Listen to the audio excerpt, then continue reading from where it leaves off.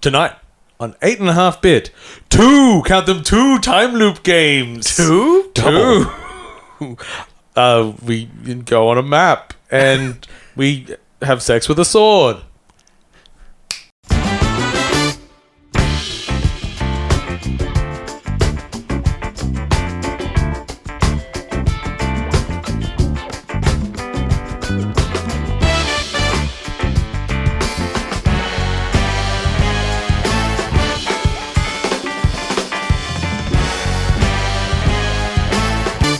Let's record it again in a time loop. Welcome, friends of all designs, to stumbled in my words there. Episode 296 of 8.5-bit. I'm your host Paul, and joining me tonight are my good friends James, hello, and Sam. Hi. And the games spoken about in tonight's intro were, of course, The Forgotten City and 12 Minutes, along with Axiom Verge 2 and Boyfriend Dungeon.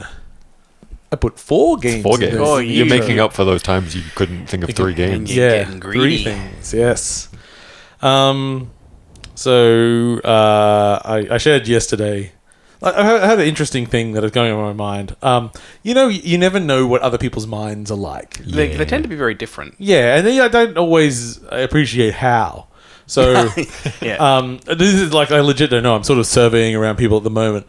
Like, do you just have stuff that's always happening in your head that you just repeated for decades? Probably, yeah. Yeah, to some kind of. Yeah, like I'm not really repeating things like. So one of the first one that started this off was, of course, years ago. My then girlfriend, my wife, got very, very drunk and ordered a faraway wrap from McDonald's. It was at the time with Shrek. It had green pesto on it. I'm like, what is a faraway? I was like, you mean like it was a long way away? Like No, you were no. Long distance It wrap. was called a faraway wrap. Okay, all right. And in my head, I sing. So it was a Shrek wrap.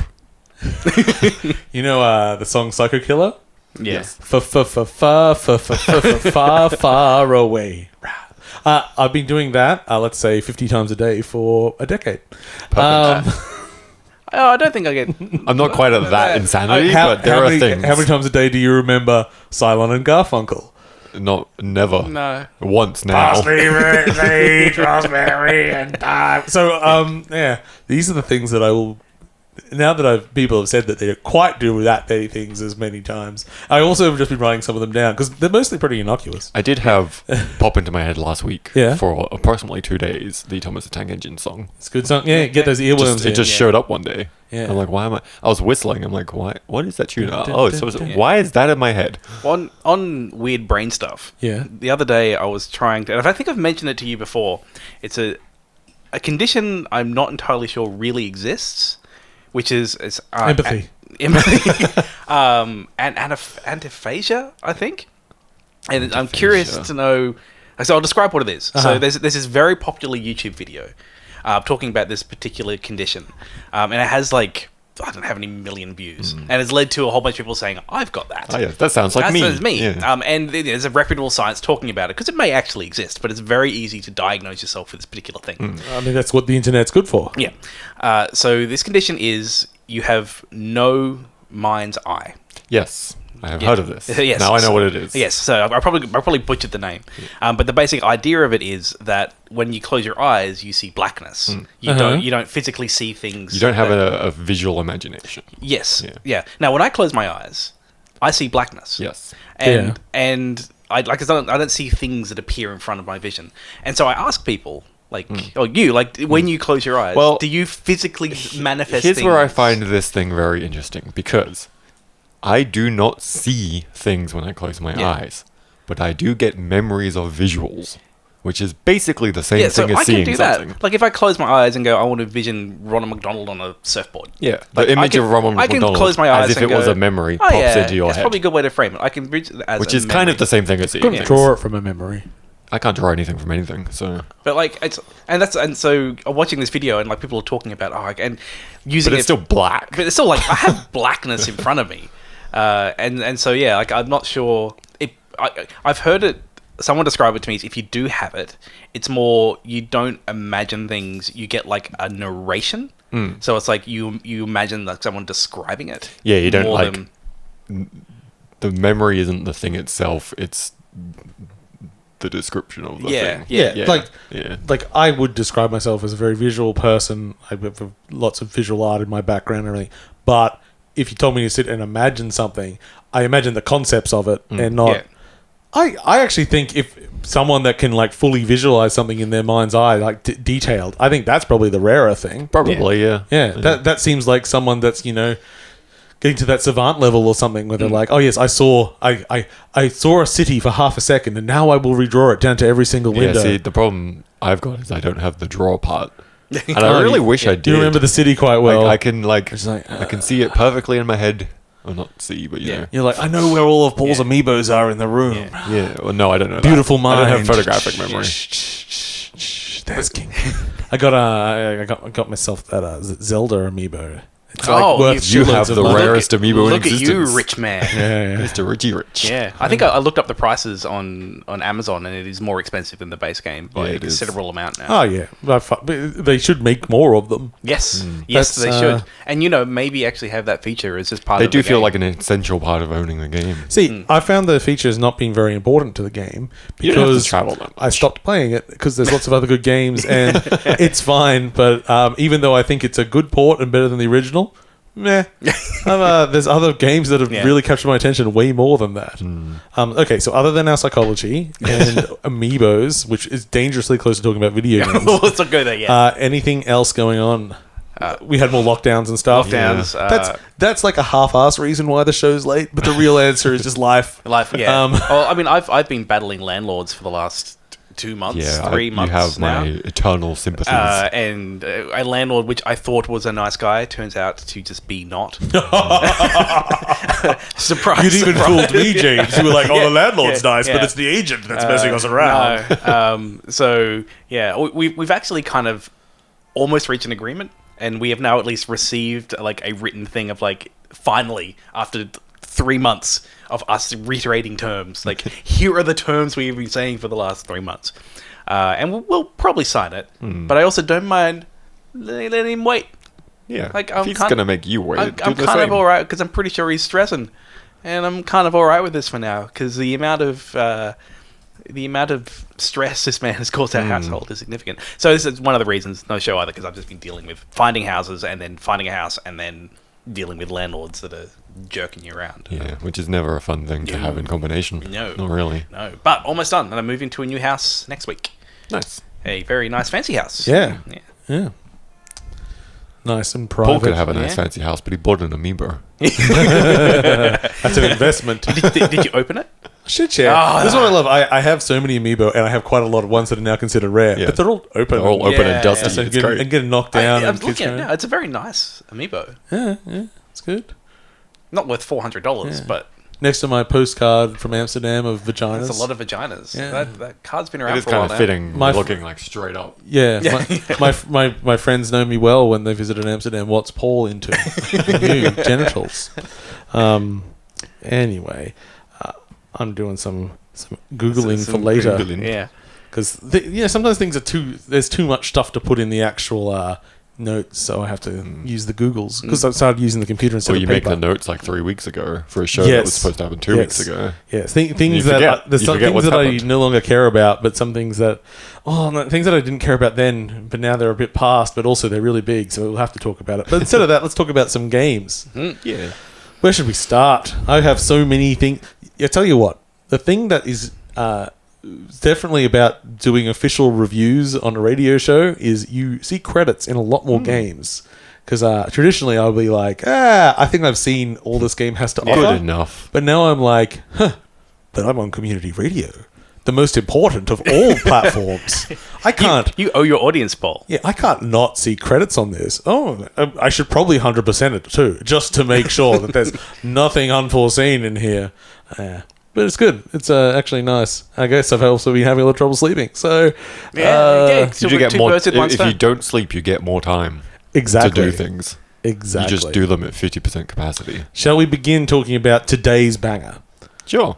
Yeah, let's do it. It's also on the board behind us for audio listeners. I've very cleverly written 120-ish minutes because that's about how long we record for. But instead, we're doing 12 minutes.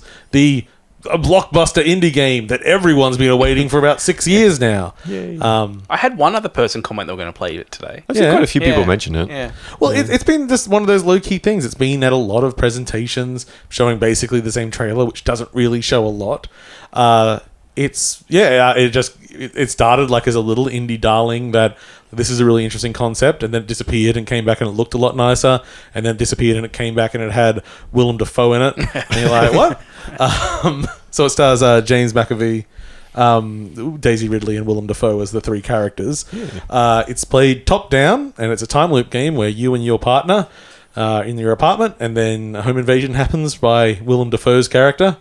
And you, whenever something bad happens, you restart at the beginning. But your character is aware of the time loop, which I wasn't sure if it was going to be that or not. Because I've literally, this game's been in my top, like my most anticipated games for probably about 5 years now. I've never watched anything on it because I didn't want what's to. the point? Good way to do it. What's the point? You're going to play it. Like, I knew it was based in an apartment. What I didn't quite expect is that it's a 3-room apartment. I was like, shit. This is a really small space. It is. It's so confined and constrained. I think what I didn't expect was how adventure gamey it was going to be, just in terms of the inventory management. It's the most adventure game. Yeah. It's a real adventure. It's an old school point and click in many ways. Like I was kind of surprised when I went to pick up the dessert, and my wife put it on the table, and my character picked up the plate and jammed it in his pocket. It's all I'm like, good. well, this is an adventure game. Use mug on sink. Exactly. Actually, one of the things I really like about that interface is when you, you've got an inventory at the top of the screen. This is mouse controlled. It is on Xbox. I switched over to gamepad controls just to see. You're just driving a cursor on that as well. Yeah. It's a click Because click game. I had been thinking I might like to play this on the TV. Yeah. With Cheryl watching as well. It seems like a thing you can just casually play. So when you to use an object, you have to click on it and drag it to where you want it to interact. But when you put it there, if it's, say, you're putting the plate on the table, it shows what it's going to look like. It's going, it's going to go here on the table. So it's kind of slick in that. I quite like that little touch. Yeah. I thought it was a bit strange that I could pick it up in the first place. I was expecting I'd just click it and use it. But it's like, oh, okay. I guess they have to find so many ways to use different things in this environment that it makes sense. And you've got to be able to use items in your inventory on other items in your inventory because it is an adventure game. Yeah. I was a little bit surprised at the animation. I guess variety is quite low. And like a little jank too. I don't think it's low. I think it's not necessarily in between very much. Yeah. Well, I mean, just things like it's a little jank. It is very strange when. Do you know what it reminds me of? It kind of reminds me of maybe The Sims, when they're like holding things, just like anchored, like being waved around. Yeah. It's like I've anchored a plate to the hand, and that hand has an animation to put in the pocket. So therefore, animation of plate into pocket. And dessert slide into pocket. So one of the things, I'm going to spoil one of the things that I did, and it will spoil what you can do, because this shows what a psychopath I am. And also then... I feel like I have a feeling. So normally this guy breaks in and he ties you and your wife up, and half the time he just kills you. So I'm like, okay, well, what can I do? I've tried attacking the guy before. What if instead I just kill my wife at the beginning? So I just grabbed the knife and stabbed her. Oh, game lets me do that. Okay. That was the second thing I did. I was like, I want to do this, but I feel bad for wanting to do this. But I'm going to do it. Just to see if it lets me. And then I go into a hiding space and I just watch. So the guy breaks in and he's just like, what the fuck? Sorry, I can't do a Willem Dafoe impression. He just looks around. He's like, he's commenting on the body, like everything. He's like, walks around everything. And then he comes back, and then it goes into obviously some scripted dialogue from just like the standard bit. At which point he just walks through the body. Yeah. And I'm like, and there's a lot of that stuff, and it's not like it's terrible or anything. It's just that, like there's an object in one room, a plant, and it's in a little pot, and by default, part of the plant is clipping through the pot. It's like, why is just fix the you can asset. just do that. But the thing is, at the end of the day, whilst this looks much fancier than it originally was, the majority of this game still is a one-person development team. Majority. There are other people involved in everything. Once they got money involved, other people came in. And all the money went to the cast. Probably, not to animators. Yeah. And I gotta say, I want to see how many lines are in this script. A lot from what I can already think about, I think. Well, because partly because your character is aware of the loop, he doesn't say the same thing each time. And he might just be a bit of a dick the next time through. Like, I've already spoken about this. Fuck off. Yeah. And they're like, what did you say to me? Like, yeah. It's like there's a lot of variety and very slight changes to existing scenes. So, yeah, I would say we're all pretty early because it only came out today. Yeah, well, I've done exactly one. You've done loop. one run. Yeah. And it was enough for me to go, oh, yeah, I'll probably play this when I get home. It made me laugh the first time I used the shorted out light switch. This was my very first run through, and I don't know the structure of this game. And so, like, you walk into your bedroom and the light's flickering, and you turn it on. You get a shock, you get knocked out. I thought I died, and that was the first loop. It was like totally like classic Sierra death of like... Just flick a light switch. Down you go. Oh, James, there are definitely ways you can kill yourself with that light switch. There's some fantastic options. It's like I stop myself from spoiling them to a degree because the game's supposed to be quite meaty, actually. It's just about exploring all the different like connections and interactions. My kind of feeling on it is, if I were to make any assessment now, and as I say, is that if this had come out, obviously ignoring the technology, if this was a game that was released with this structure and writing in the 90s, it would be like one of the most amazing remembered video game ever. At this point, though, it does feel like it doesn't give you very much to go on. Like, I am kind of shooting blindly in what my possibility space is going to be. Guessing. Yeah, and it's not very good because I compare it to Overboard, which came out earlier this year. And Overboard is a similar thing. That's the interactive fiction one. Interactive fiction one where you kill your husband and then you've got it's a Agatha Christie style caper except you're the baddie. So it's similar in many ways. It's sort of this time loop. You're reiterating the same thing. You're learning people's schedules and doing stuff around. Obviously, it'd be a cast, but what it's really good at doing is like saying, okay, this run you learnt this, and giving you like a little thing like, and maybe you should explore that more, and sort of pushing you towards spaces where with this it's kind of like there's a little bit of it. It feels very trial and error. 12 minutes does. And I think one of the things that I'm learning about it now is that it's not just a game. And wait a second, low power there. That's Paul's just plugging it in. Helps if I turn the power on, which is good because it's also powering the audio recorder. Oh, yeah. Oh boy, I could have gone terribly. So, but it's things like you should find out this piece of information from this character, and whilst the option is there to ask them, you might actually have to socially engineer more of an appropriate circumstance to have that conversation. So it's not just I'll go up and exhaust the dialogue tree. It's like no, I'm going to set the mood and then exhaust the dialogue tree. I think that was what was hanging me up a little bit at first because I was just treating it a little bit more mechanical, I guess. But yeah, I certainly am thinking about it a lot, and I keep going, I wonder if I could. What if I do this? Probably yes. What I'm liking about but my time at the moment for gaming is so limited. The idea of something where I can sit down and go 8 minutes and I actually will get something done. Like it'll be something of like me learning a little bit. And then you can think about what you've done until you play it again. And so you got 5 minutes until the baddie, as we'll call him, arrives. But if you don't actually have anything to do before he arrives, you can just hide in the closet or sleep on the bed. I do like that because I was like, what happens if I hide in the closet? And then it's nice that it does the little time skip ahead. Yeah, because there's a lot. Or you could go knock yourself out on the. Yeah, that works too. There's a lot of reiteration in the game, but and let's just skip through a lot. Let's just skip through the text, even if it's the first time you're hearing some text. If it's just text that isn't really, if it's just sort of casual filler that's not really got anything you care about, you can just click through, and it seems pretty good about that. But you are sort of stuck at the beginning, like wife's going to be in the bathroom for about 30 seconds, so you can't interact with her until 30 seconds is up. It's not quite long enough to worth going to bed and waiting. It is long enough to grab a knife, though. Oh, do a few things. Let's okay.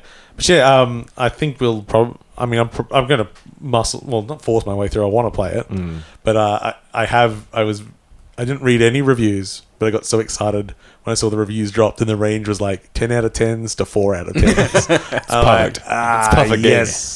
Yes. And I can see what, if you're reiterating, you don't really have anything to go on, it's probably quite frustrating game to a degree, especially if you're playing it on a deadline. And I reckon I think that with reviewers sometimes you're not necessarily playing games like a normal person. Like I can see this being a game that would be probably good to play, do a couple of runs at night and with the partner. It's kind of almost a shame that it's not a mobile game, like because it would work fine. Yeah, like as a toilet game of just sitting there and playing for 10 minutes. It's pretty good. And it's already got like decent touch controls you can throw over the top of that thing. And I love the top down point of view. It makes it feel like a game, but it doesn't make it feel like an interactive movie. It feels pretty interactive. It feels way more responsive than a normal adventure game does. But I also love, like, whilst there's all this money poured into it, it's like, we didn't do faces. So every time you see a face, it's like obscured through something. It's all blurred out, and it's fine. I don't care. We've got really good voices. The voice work is great. I really want to find more ways to interact with certain characters and get things happening, because the moment I don't think I've ever made it past 7 minutes. I'm curious to see if there is any opening up to some degree, like in terms of locations or like. I would doubt it. Oh yeah. Okay. I mean, maybe you can eventually like get out a window or something, but I think kind of the point is you're not allowed to leave the apartment, so it is those 3 rooms.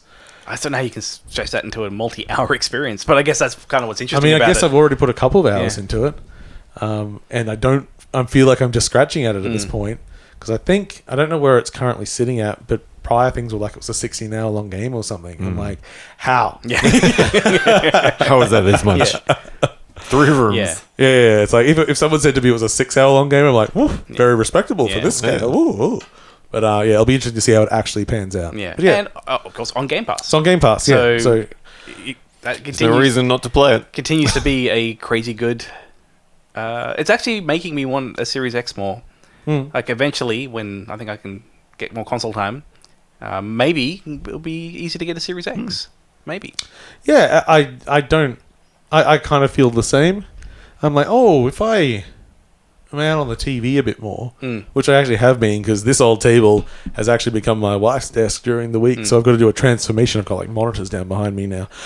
So TV's not occupied out there all the time. Well, maybe you get out there and PS5's got some good games on it, but Game Pass. Game Pass for pretty much everything that isn't a PS5 exclusive. I have been using just my good old Xbox One. Yeah. Like, I mean, for something like 12 minutes, it's fine. Like, oh yeah, it would be. Yeah. And I mean, I've got my Steam Link, so I can go and eventually my Steam Deck. Yeah. They don't have to buy anything on the Switch anymore. That's for sure. See you later, Switch. Okay. Should we talk about another game, or should we go to the news? I'll let Sam choose. Don't make me choose things. Just flip the coin. News. Let's do some news. Top a ballot. That's an interesting choice, Sam. Yeah, thank you. Okay, first up, we're going to go some I've just gone down one branch of our 12 minutes. Oh no, I've been stabbed. Oh god. It is like, it's my expectations were like high interest, but pretty moderate in actual expectations. Like but now that I'm playing it, it really is just like worming into my brain, like, but I could, but maybe. Like, I just started trying to use the puddings on everything. You can flush things down that toilet, oh god, now I'm on a tangent again. Anyway, okay, let's talk some news. PAX Australia has been. They use the word postponed, but the word it's cancelled. The word they want is cancelled. Well, technically, the word they're going to be using is digitalized. I think. Yes, now it's changed to a digital event again. Which it's not like I've been taking part of the other PAXs as their digital. Just from a media point of view, it's nice to get a little. I mean, but PAX isn't really a news event anyway. No, so, it's a social thing. It's good to see a few like indie people posting, and sometimes there's like Parsec demos and everything. But it does. It's not quite what it is on the digital thing, and we won't be doing any digital stuff either, because I'll be recovering from surgery during then, so I won't even be partaking with digital. But yes, they said postponed, which did give some people the impression that they might try to get another one in before next year. Yeah, it's like it's been postponed to when we're gonna when we would have PAX normally. Yeah. But I guess like they must have been gearing up for this. I imagine. I bet. Yeah, ready to flip the switch. They had definitely. Like, it would be mad not to be doing... Like, they have to do all the planning to a degree. Yeah. But they have to do it all with the caveat of, like, what is our escape plan? If this doesn't... Because I reckon if we hadn't had this New South Wales outbreak... It probably would have happened, yeah. Oh, that's not that bracket's not good. They're going for the record. It's only so long until it gets here. We're on borrowed time. Anyway. Make the most of it. Make the most of it. Yeah. Let's do these podcasts in person while we can. One a day. Let's go. The most important thing. Oh, I can do it. Okay. Next up, I'm just going to go in the order that's on here, which makes no time sense or anything. They announced the Amiga 500 Mini. Yeah. And I am not really excited by many retro consoles at the moment, except this one I was. It's Amiga 500. The games that come with it's got 25 games, including Speedball, Another World, the Chaos Engine. What was it? Zool is on there. Like, it's a pretty good run-up of like Bitmap Brothers period stuff, because it's that English computing side. The Amiga is an interesting thing because like I never had one. I don't think I might have known one person who had an Amiga. I've never seen one other than like in like the retro section at PAX. In Australia, it didn't really seem to be a thing. Yeah, it's a UK thing. But like, and I'm British. I've never fucking seen so one. Many. I'm too young. I was going to say you might be too young for it. But like that era of PC gaming, it was like any game that came out on PC was also hitting the Amiga. Like it was like this. And it was generally better on the Amiga. Yeah, like it was like a pretty the original Game Pass platform. But yeah, like I have no experience with it because like I never had one. And it's also set up by default to just take. You can just put other software on it. Yeah. Like they're not even making you jump through the hoops. Not even going to try and pretend that like you can't. It is just like a little mini system, isn't it? Which has stuff already installed on it. It's not trying. Like I'm sure it's running some. Assuming it's emulated. I assume one so. would assume for $139 US. I Yeah. imagine it's more emulation because it also has the gamepad, a mouse, and I assume the keyboard on it's functional. It'd be really weird if it wasn't.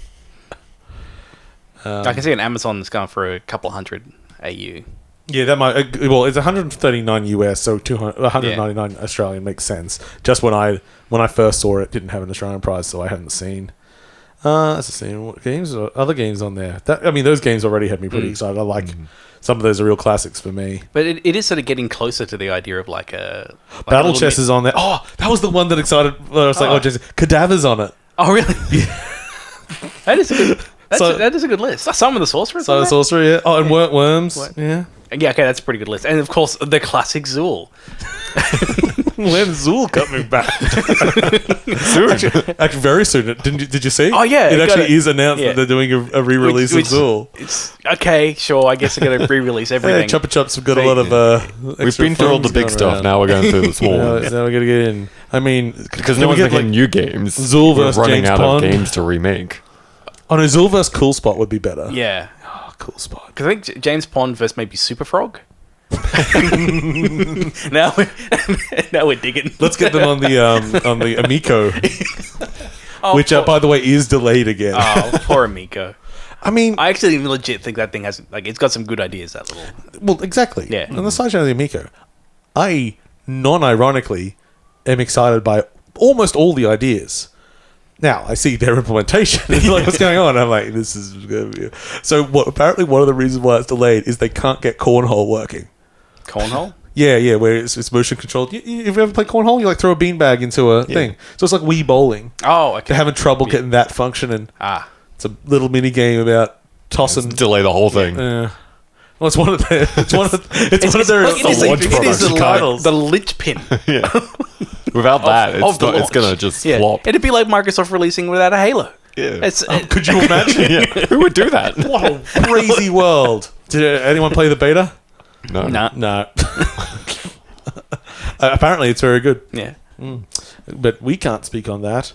Let's just make some things up. Okay, next up in the news. Okay, let's get into some of this indie stuff. So, Nintendo had an Indie World, and it was a real good one.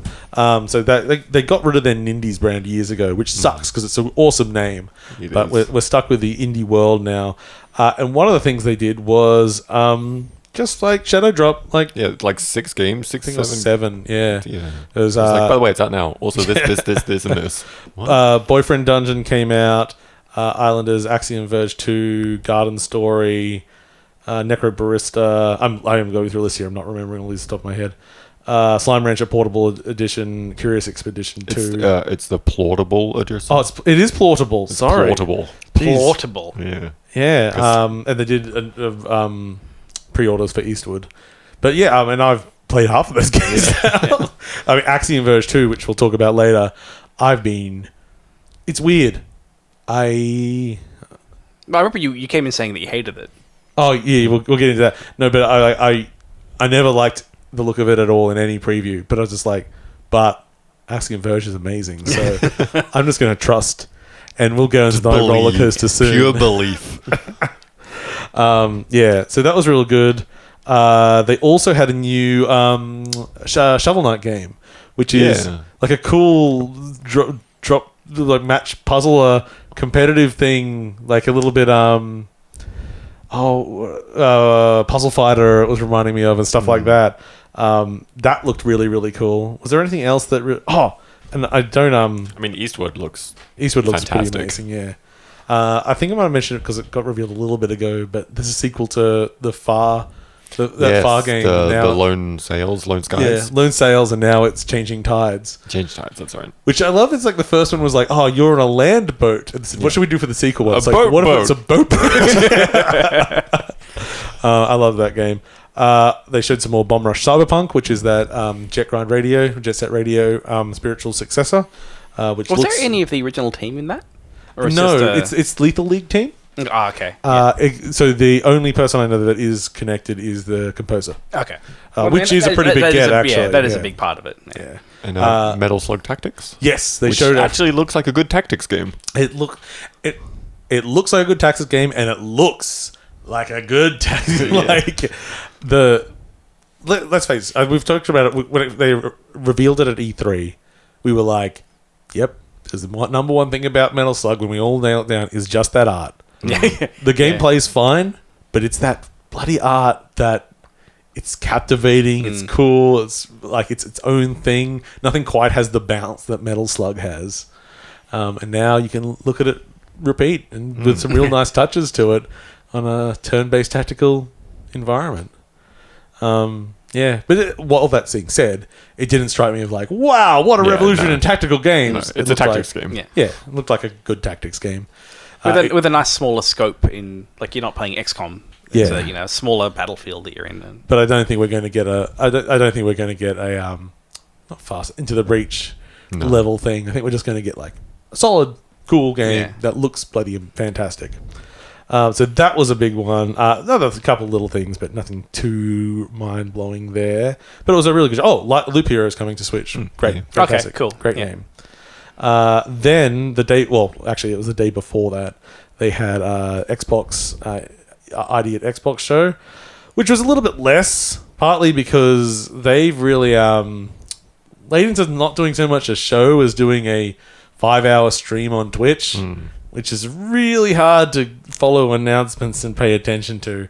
The main one they revealed was a game called Lightyear Frontier, which is like this... No Man's Stardew.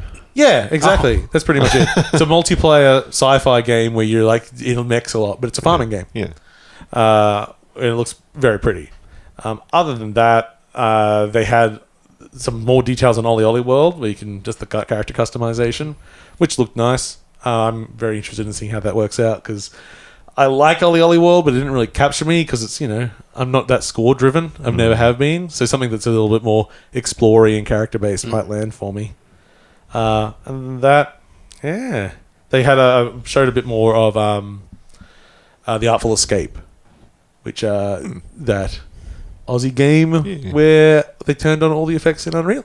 Yeah, every single one of them. Yeah. And that's coming out in September, I think. So that's pretty cool. That also got shown off at the Annapurna Showcase, which was fantastic. Which I guess we segue to now. Yeah. What a show! What a great list of things. So Annapurna also released 12 Minutes, which they didn't bother showing at the showcase because it was only a few weeks away. It ended with a big excitement for Sam and I and most of the other like proper thinking people. And okay, so just to go on this, you know how whenever you go on the E3 shows, or literally any of these shows that are like streamed to YouTube or Twitch, and the chat's just like spamming the one, like they were like, show us Elder Scrolls 5, show us Elder Scrolls 5, and that's just all that's been said. The Annapurna one was that for Outer Wilds. Every time a game came up and there was something that like could be turned into the Outer Wilds, they were spamming Outer Wilds. I do actually, and I love that. I love it, but I do actually find it strange. But also, like if you're into Annapurna, surely like all the things are exciting. Yeah, like Outer Wilds, but is it like seems obviously like they got like. There's people that just fucking love Outer Wilds, and not everything. Like there is still that weird kind of crazy fan base of. Because I wonder how it's really done. Because I never really got the impression that it was a massive seller. But maybe I think it's like it's really spread over the last year. Yeah. Like I've spotted a lot more streamers playing it for the first time, and there is a very, very solid core community of people that have played it that will just hop between people watching it just to not spoil it. Yeah, just to watch other people play like constantly, which is pretty nuts. Because one of my friends who streams has just finished it this week, and it was fantastic watching him play. And like, it's really seeing how other people's brains work and figure out in the order they do things. I am planning on giving it another go when it hits Switch. I hope it controls well. Yeah, I'm sure. Look, it won't be a mouse and keyboard, so it'll be fine. But it's difficult with mouse and keyboard. I never had a single problem with the mouse and keyboard. In fact, I probably had more problem with the controller. But maybe I've just got a special brain. Yeah. That constantly sings we know you've Psycho got a special Killer brain, with a faraway rap. So one of the other ones that I was very hyped for was Stray, which was the kitty cat in the Robot World. In the Robot World game. It was lovely to see more of that. Yeah, it's a beautiful game. You're a cat. And you become a sort of courier, and there's mostly exploring and interacting with robots. One of the things I really liked, and it reminded me of, it's Ultima 9? 10? Talking about the jumping? The jumping. Yeah, I think that was 10. Yeah. So one of the things that Ultima 10 did was when you went to jump, it just showed where you were going to land. So there was no like, oh, can I make this jump? Or it's just like, no, I'm going to do this jump, and then the character does it. Ultimate games aren't known for being platformers, so they wanted to have 3D platforming, but not be a 3D platformer. So one thing that cats aren't particularly well known for is being shitty on their feet and missing their jumps a lot. So this game just like... You should meet mine. Yeah, I mean, they have their moments especially. I'm on a few Reddits that like posting all sorts of creatures that fall down, mostly children, but sometimes cats. But it's just so it makes the animation really slick because you just like say, oh, I'm jumping here, and then it does it because the cat could do it. Yeah. Even if you as the player are incompetent, and it also means it saves because I don't know how big the team is, but I'm betting it's not a massive team. So it means you don't get that shitty thing in 3D platformers where they've got to put like 3D walls around things and the geometry may not be right. So if you can't do the jump, it's just going to not give you an option to jump. Yeah. You know, I'm not going to spend my time like pointlessly jumping into a corner hoping that I can like, oh, there's a little bit of geometry sticking out. Maybe I think I can land on it. Yeah, it's like, game just like, no, this is not what this game is about. It looks slick as hell. I love it. I forgot what that game was for a second. Storyteller. Oh, I haven't got on that. Now, Storyteller was a game that I think they announced at this. I didn't remember seeing it before. I haven't seen it before, no. And it's just a little puzzle game where you have to basically construct storyboards. So it'll say, like, the tragedy of the vampire killer or something. And you've got, like, a man and a woman and a vampire and a stake, and put them all in the screens and, like, work out the story. And a lot of the puzzles have multiple solutions. Because you could maybe the vampire and the vampire killer fall in love, and the lady kills them both or something. So you could do anything around like that. There is a demo, and it's just a lovely little puzzle game. It looks. I didn't nice. realize there was a demo for it. Yeah, they dropped it on the same day. It's just on Steam. I don't know if it's anything else, but I think the game's coming to Switch and PC, but it really should come to mobile too, because it would work absolutely fine. And you know, if I say something should come to mobile, it probably should. It probably should, because I hate mobile. There's playable demos on Steam. I'm not sure about other platforms, but that's cool. I think probably the weirdest one is our is neon white, which we have I seen am before. so excited for this. I don't know if I'm excited. I am. Explain to me what this one is. So Okay, excited. so this is it's Ben Esposito, isn't it? Who did Yeah. Donut County. Yeah. Okay. So after I've done my this is good for toddlers to play. I mean, it's still a good game, but it's like anyone could play this game. It's this funny, cute thing. So now I'm making this thing, which is kind of like a hardcore parkour first-person shooter speedrunning game, where everything's cards. Your weapons are cards. Okay. And you can spend your cards on mobility. So your rocket launcher might also be a dash, and you have to. You've got to discards. So you you discard the discard card. your weapon to use ability instead. But they don't like model a shotgun. They hold a card in front of you, and it's weird. It looks wild. Oh, it's and also I am so excited. it's also a bit of a dating sim. Yeah, and it's a dating sim. It's a visual novel dating sim, speed running, card based, Deck builder. parkour deck builder thing, and it looks fantastic. Yeah, I don't know how I Such a don't know if I'm not necessarily expecting to love it, but I'm very interested to see how it actually plays and how readable it is, like how much you learn. Yeah, the how those cards readability is work and probably the everything. only thing I'm worried about. Yeah. Well, I really don't think it's the But it sort of seemed thing. okay. I think it's the sort of thing that probably is not going to be intuitive, Mm. but probably something that can be picked up pretty easy. It's like, oh, I picked up the red card. The red card is my shotgun and my dash. Okay, I get it. Now, So when you fire the shotgun, you consume it as well? it's got ammo on it, I think. So you can use. So say I'm from memory here. So you can shoot like most of the card away and then use it on as a dash. Okay. Yeah, which throws the card away. Then And then you draw another card.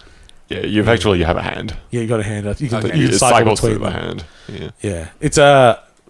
I know. I recommend looking up the short video that they played at this Annapurna thing. 'Cause it's a little difficult He to, shows off like visualize. what it is, and then he shows off what it is when the dev plays it. Yeah. Yeah. Which is fantastic. Oh god, I'm not signing my browser. This has an ad. There's ads on the internet now. This is why I forget that pay is a for thing. things. Like every now and then, I open a guest profile on Chrome to do something, see. and then I open a website, and this sounds worse than it is, but for perfectly legitimate reasons. And then there's just ads everywhere. But yeah, because I'm grandfathered into the original cost of YouTube. Oh, yeah, Red. me too. Yeah. So now I can't stop. Yeah. I think it's like... It's like Humble Bundle. it's like they get me forever. I was going to show. Yeah, I saw a little bit of it. So it's like the cards are like torn up when you do the... And it is an excellent way to get away with not having to model weapons. In first person. They wanted to spend all their art on sexy demons. Yeah, I and mean, they it's really okay. are sexy demons. Yeah, we got some more of that coming up. Oh yeah, so Annapurna. Just the Artful Escape they showed more of as well, but we've already spoken about that. Yeah, that was a sad game about a woman missing a mother or something. I'm sure I'll play it. Let's face it, I play everything they release. Yes. For they are not the developers, but they do fund a lot of good projects. Okay, let's go back to our news. Blizzard sucks. Just generally? Just Yeah, in well, general. I've been saying this for a long time, but not for these reasons. The state of California decided to sue Blizzard because of their being such dicks, basically, having a workplace culture of harassment And abuse and- sexual abuse and all sorts of things. And since that dropped, we can't even begin to summarize what the last 3 weeks have been for Blizzard. They have been heads of the company. Activision's in it as well, but it's mostly focused on Blizzard. So many heads of department and heads of projects have left the company. They've been replaced. They did a shitty apology, basically gaslighting their employees, which 3,000 employees signed a petition saying "fuck you." And there's a big strike, wasn't there? Yeah, It they wasn't did a that big, but they walkout. did have a strike. Yeah. What I do find, what I kind of little bit of a toxic workplace apologist that I am, I did find it just for the scale of this thing. Blizzard's a big enough company to have 3,000 employees sign a fucking petition. So obviously it goes around a lot, but like there are still a lot of people at this company, so you don't have to like blanket hate everyone at Blizzard because most of them don't. Yeah, That doesn't mean you can't like the thing protest is, against when Blizzard. stuff like this comes out, Yeah. people hate the company just completely. But you have to remember that all the people who are the victims of this worked at the company and still work and at the company probably in still many do cases. for a lot of it. Yeah. So we can, But, yeah. you can find a middle ground in your in just your the negativity you're putting Yeah. out. You can be supportive of people without So- with still criticizing the company because it's mostly like okay, any company can have these things, and that's not fine, but that is something that happens in life. What matters is then your actual response to these How things. it's handled. And they had no response. They just let shit slide, and people got promoted, and people that were victims got kicked out. And one of them killed themselves. So it's very bad, and it's really showing. But then, whilst I see, like, I sorted Reddit by what were the top stories of the last month. So it's like a page of Blizzard stories because it just kept coming and coming of more people and the Cosby suite and all this. Oh, that was yeah. But at the same time, I see like posts about 002 remaster and everything. And it's like, oh, I've pre-ordered. So actually, other than just like some bad PR, what are they actually going to learn at the end of the day? Yeah. Hopefully something. I see more what's happening here is it's an opportunity for Activision to kind of wiggle in a little bit more in their influence, especially when now there's a power Blizzard vacuum. Activision just becomes Activision. Yeah, pretty much. Yeah. And I think to me this feels like almost not the end of Blizzard, but like maybe like the end of. I think Blizzard ended a while ago. Yeah, but I think it's been a slow like decay of what Blizzard is. I can't give you a line of where it is. I can say when Yeah. like different teams end to end to I me think and stuff. The thing that I find disappointing about this situation is that it's not the case of Blizzard was a good company and then the evil Activision came in. And it's always been like this. This is a history of abuse that goes back long to time, like basically to long the beginning. times. And like I'm sure, like I've still pre-ordered Diablo 2 Remaster because like I'm gonna want to play it. But like I didn't like that game the first time it came out. as a brand is pretty heavily damaged. I mean, as I said at the beginning, I haven't liked Blizzard for a long time. Whilst I have actually liked some of their more recent games, they sort of became that company that so many people were desperate to work for. It was They kind of turned into what Valve was before Valve stopped making things. a little bit with that. That's the way I see it. But my thing was sort of like it put them in a position where there's so many young people desperate to work for it that they really kind of just churn through them and treat them. I guess like shit. that's probably what's changed. For me, from the development perspective, for me, it was a company that at some point that I would like. Oh, it's like I want to work at Blizzard, and you talk to artists and like I want to be a prop designer for Blizzard. I think that'll be less of a thing now. They'll probably find over the years that the talent pool will sort of like it won't be a prestigious place to work anymore. Yeah. Like, I can't remember what I was going to say. Sure, it was great. Let's all just applaud me. Yay! I mean, I played a little bit of Diablo 2 Remaster. Yeah. Unfortunately, they didn't have the Australian servers up, Oh, no. so the latency was crap. So I couldn't really get a good feel for what it's going to... Did they have them up for Well, this open beta weekend? if you just load up Diablo 2, you could just... I think you jump on the Australian servers. Yeah, you could, because it's the same game. No, they only turned on they were doing a stress test. Yeah. So they only let people into like the... No, but you wanted to know what it felt like. It feels like Diablo 2. Oh, yeah, well, yeah. Well, what I was looking for is like... Because I know it is the same game running underneath, but I wanted to see what have they done to put the layer of paint on. Like, what have they done with the animations and how they blend them and to like make it feel more responsive. And, But what they did do, I think we covered this before, is that now, like, if you've got a knife... Each knife is individually molded instead of just having a default knife that all knives look like when your player's holding it. And obviously, you know, the models are everything's much higher detail. Yeah. Looks I nicer. mean, it's a very good looking game. Like it looks very nice.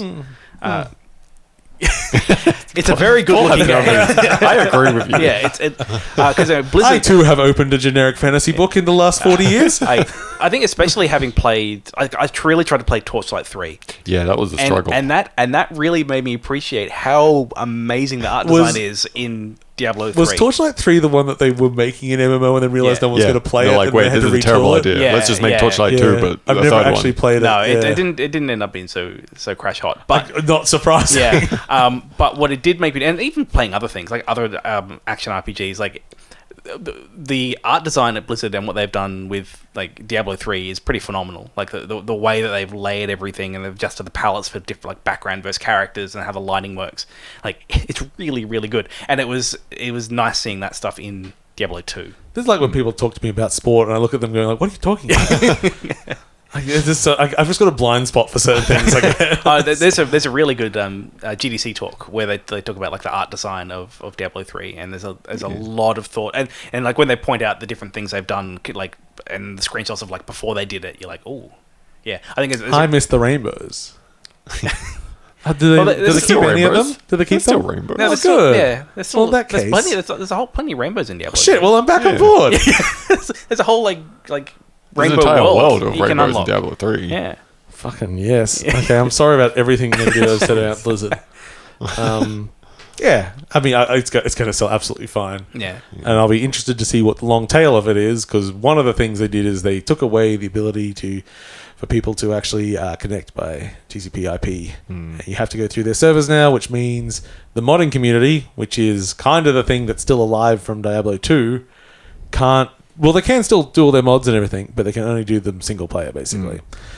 Which I bet a lot of them don't want to do. So let's see if it's so much the original game underneath, if they could just hack it back in. Yeah, maybe. Probably. I'll be disappointed if they pull a Warcraft 3 And pull the old one down. Yeah, I wasn't like when I heard they'd taken it out. I was like, oh, it's a bit disappointing. Like it's a nice feature being there.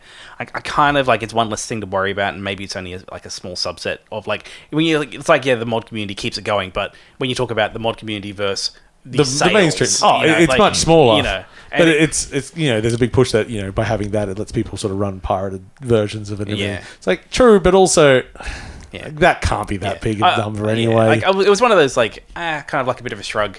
But it'd be much more of a problem if they're like, go back in and go, let's just like pull the original, like they did with Warcraft 3, where they just killed like that whole original Warcraft community. Yeah, I mean, I wouldn't be surprised if you. Well, can you purchase it anymore? You might not be able to purchase it. It's just registered on there, isn't it? Warcraft 3 or Diablo 2? Diablo 2. It's registered on there. I actually went through the site to try and find out where I download it. It took me a while, but it is still there. You can still download it. Oh, no, but I mean, can you purchase it on there? I don't think you can. Sure. Probably not. Yeah, so they probably just keep it that way, I guess. Okay, let's move on from Blizzard. Quick one, sort of mentioned before about buying consoles. PS5s, they are getting more in stock, but also they've sold 10 million of the things so far. Yeah, it's not like they're rare. Yeah, I find it so strange when we sort of have this bit of rhetoric around like some of the things that have gone. I think we might have mentioned this before. Dual, like, we're doing the split generation sale, and we're like, it was going to be PS5, but we're doing both. And you're like, you kind of retooled that quickly. You must have been doing this already. It's like it is selling faster than the last console. It's the fastest selling PlayStation of all time. So you can't have been expecting more than that because it's already exceeding the sales. So can we stop pretending that these things weren't always dual generation? Because and I think that's just like they're hard to find because so many people are buying them, and we've had a big drop, shipments coming to Australia recently, and so I know a few people that have picked up their first because I don't know anyone with two.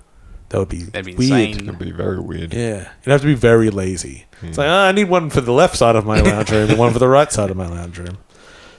Because people only have one room. No, I'm going to skip that. Exciting news. Oh, I want to know that one. Oh, okay. The new XCOM game looks like shit. I didn't know there was a new XCOM. I missed it. Oh, see, this is why you missed the drama. So the drama isn't that the game looks like shit. Okay. Because it does look like shit. I'm going to keep saying it looks like shit so that someone cancels me. So there's a new XCOM mobile game that looks nothing like XCOM. It's like any of those bloody shadow raid things, line of people attacking each other with things. It's not an XCOM game. Yeah. So the writer at Kotaku who mentions like the new XCOM game looks like shit is the headline of the story. I mean, that's that clickbait worked on me. Yeah, it did. 100%. James is like, tell me more. I scanned it and I was like, oh, there's an XCOM thing Paul knows about. I don't know about. I'm curious so about it caused a bit about the unprofessionalism of that. And at the end of the day... But if it's fact, can you really call it unprofessional? They changed it to be like, looks nothing like XCOM or something, which is potentially more professional, but at the same time... saying the same thing. It's saying the same thing, and we're always wanting people to be more directly honest. Yeah. And I don't really care, like, because the big sort of kickback was like, how could you say that about someone's work? People work really, really hard making games, and you boys have both worked on projects that have got like things. Have you ever worked on a project that you don't give a fuck about? Yes, all of them almost. Many of them. Yeah, Many of them. Like I can't speak for everyone. Most of of my team. code that is in production servers is shit. And especially if you're working in mobile games, I will guarantee the majority of people on that team, no one likes that. they're fine with it. Like, They probably saw the original headline and went, "Yeah, yeah, That's just how it is. and that's because like you're still trying your best to make a game that's good for the audience. That Kotaku guy, not the audience. no, exactly." I saw this is just me talking shit randomly, but some mobile game sites sort of publicly disparaging. It's like all these media organizations. They keep reporting these games as new when they've been out on mobiles for years. They just ignore it. Why do they keep ignoring it? It's like, because they're not the audience. Like, we find this all the time with like Apple Arcade releases. Literally the same game come out 6 months earlier. Then it's like, even the developer releases launch trailer, exclusive, or they announced the game. And like, I played that 2 years ago. It's like, no, it's a new game. Yeah, I'm sure Square is sitting on that. What is it? The RPG.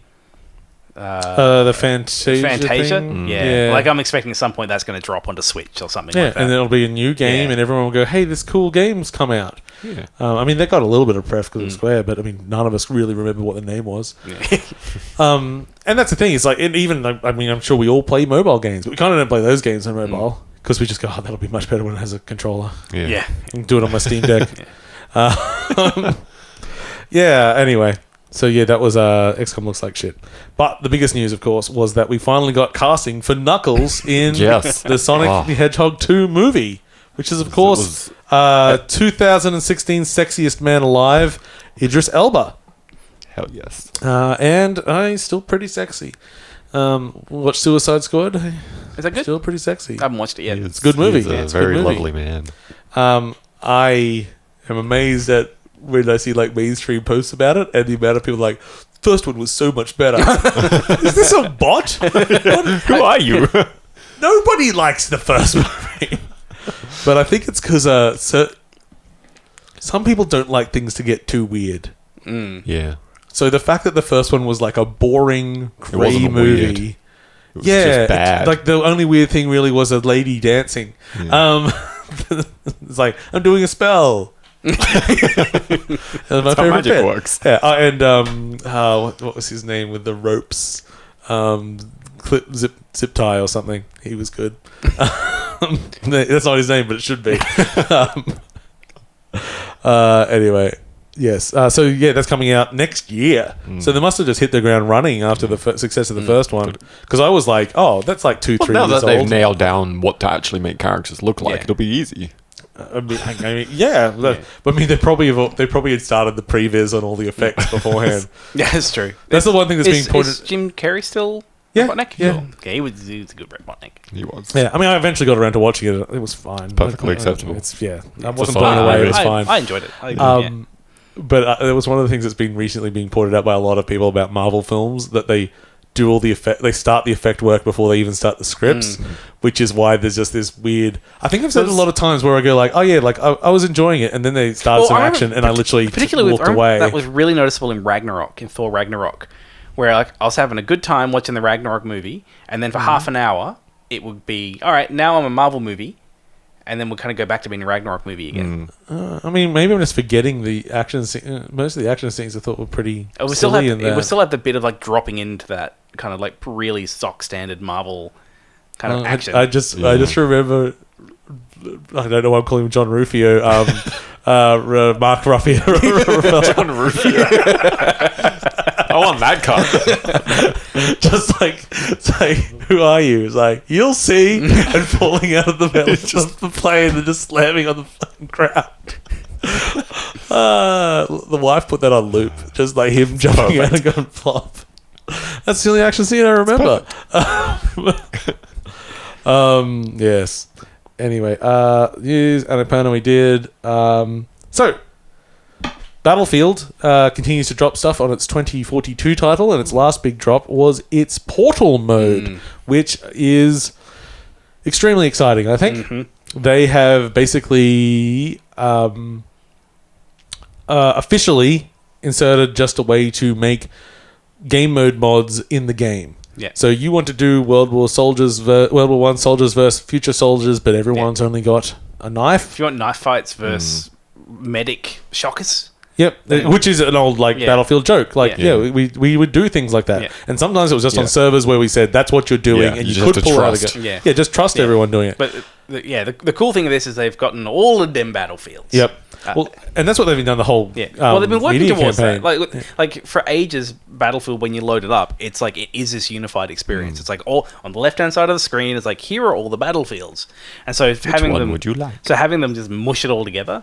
Is exciting. And they does such a great job this time with all the advertising where it's like, okay, we're serious, we've got our amazing Santa, military, get your dicks out, here we go, and look, here's a... And then there's just the reality of what it is with everyone doing funny stunts and screwing around and making weird game modes and having fun, which is kind of the reality of Battlefield. I'm totally fine with them having pulled out the single player in this thing. Well, especially now that they've detailed all these modes and all these options.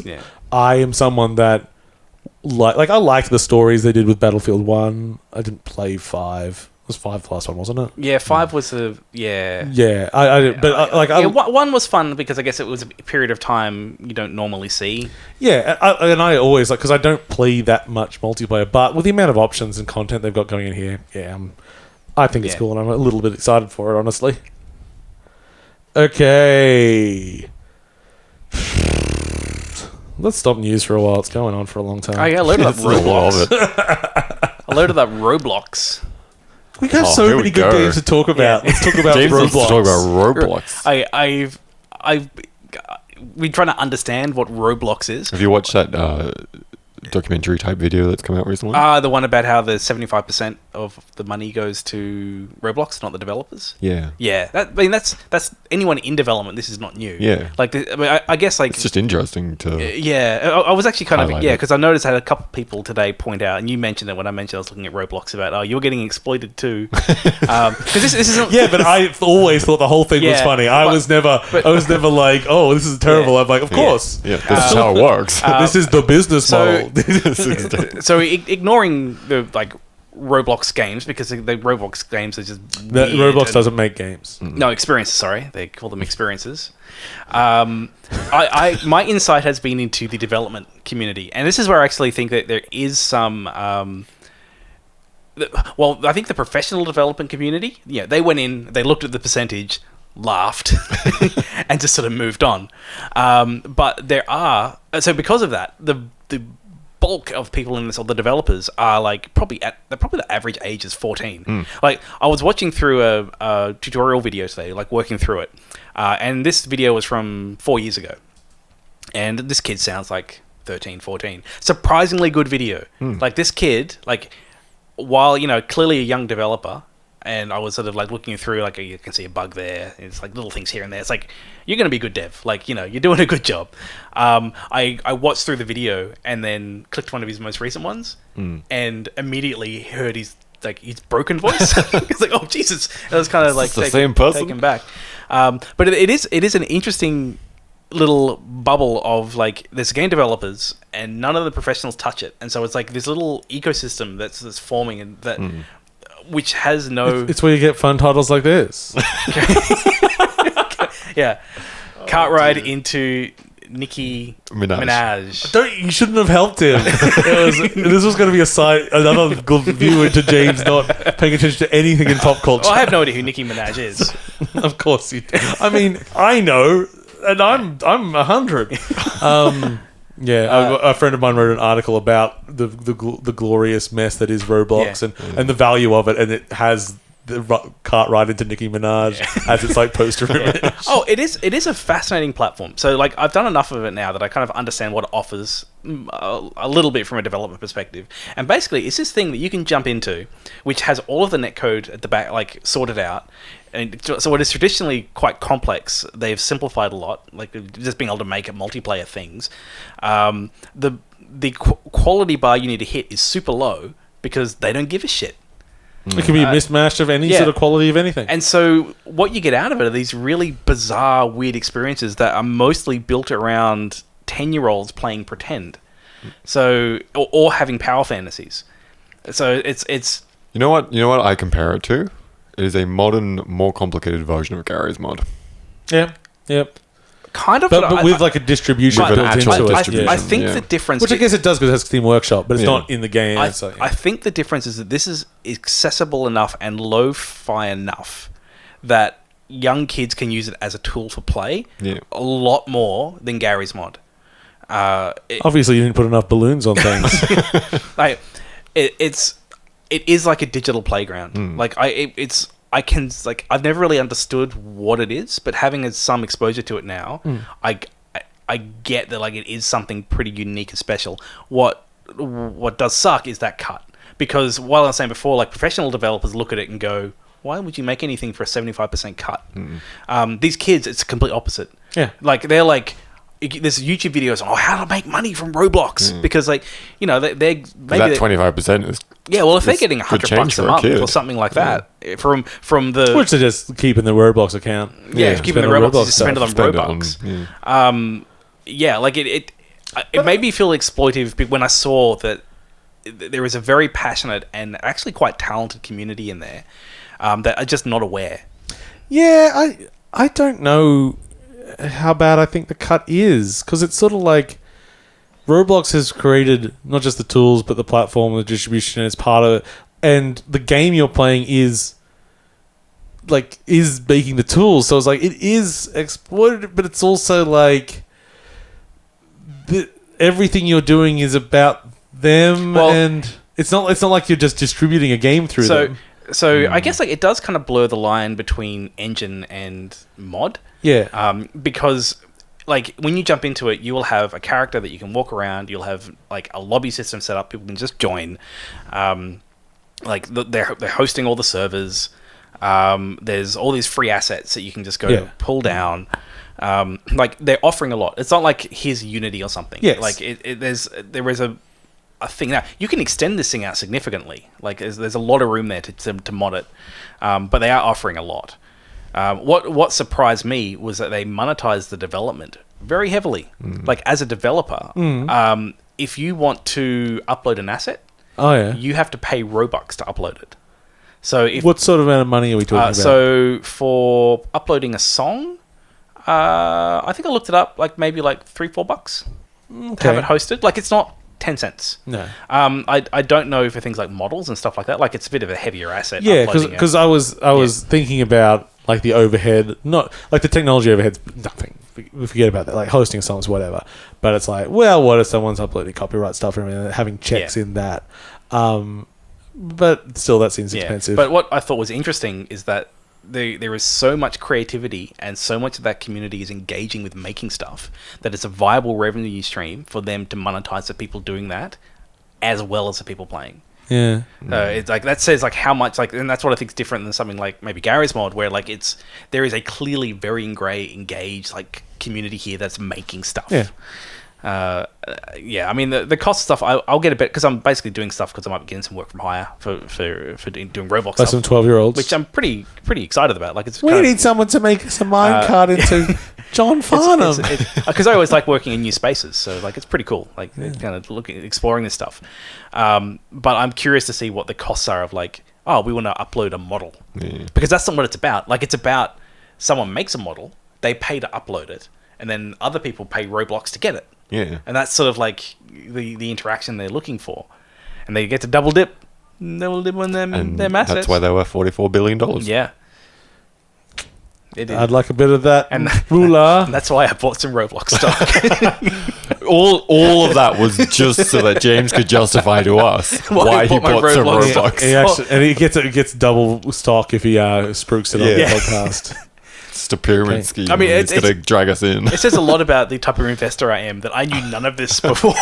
You bought in, bought the Roblox and then stock. you did the deep dive. And I looked into it, I'm like, actually. I might have actually made a good investment. Okay. I'm going to put an end to this Roblox discussion. Let's do a quick touch-in with Sam. Yeah. So, Sam, last episode, back in the before time, Yeah, in the before time. I spoke about a game called Death's Door. You did. Which I have now 100%ed. Yes. And you have now played much more I because have you haven't now- played then. You're going to be disappointed with me on this. I have now 98%. Because there's one collectible I missed, and it's one I can't go back to get. No, impossible. There'll be a way. You'll find a way. No, you can't. What is it reported I've as a bug? progressed the game. I've emailed their support about it. Have you had anything back? I haven't heard back. Let me know about it after the But show. We'll talk about there it. was a collectible because I'm like, I must have missed it. So I looked up where it was after searching everywhere. I was like, but I've been to where that was. And I went to where that was. I'm like, oh, but the game changed this place. We can change the game back. Not.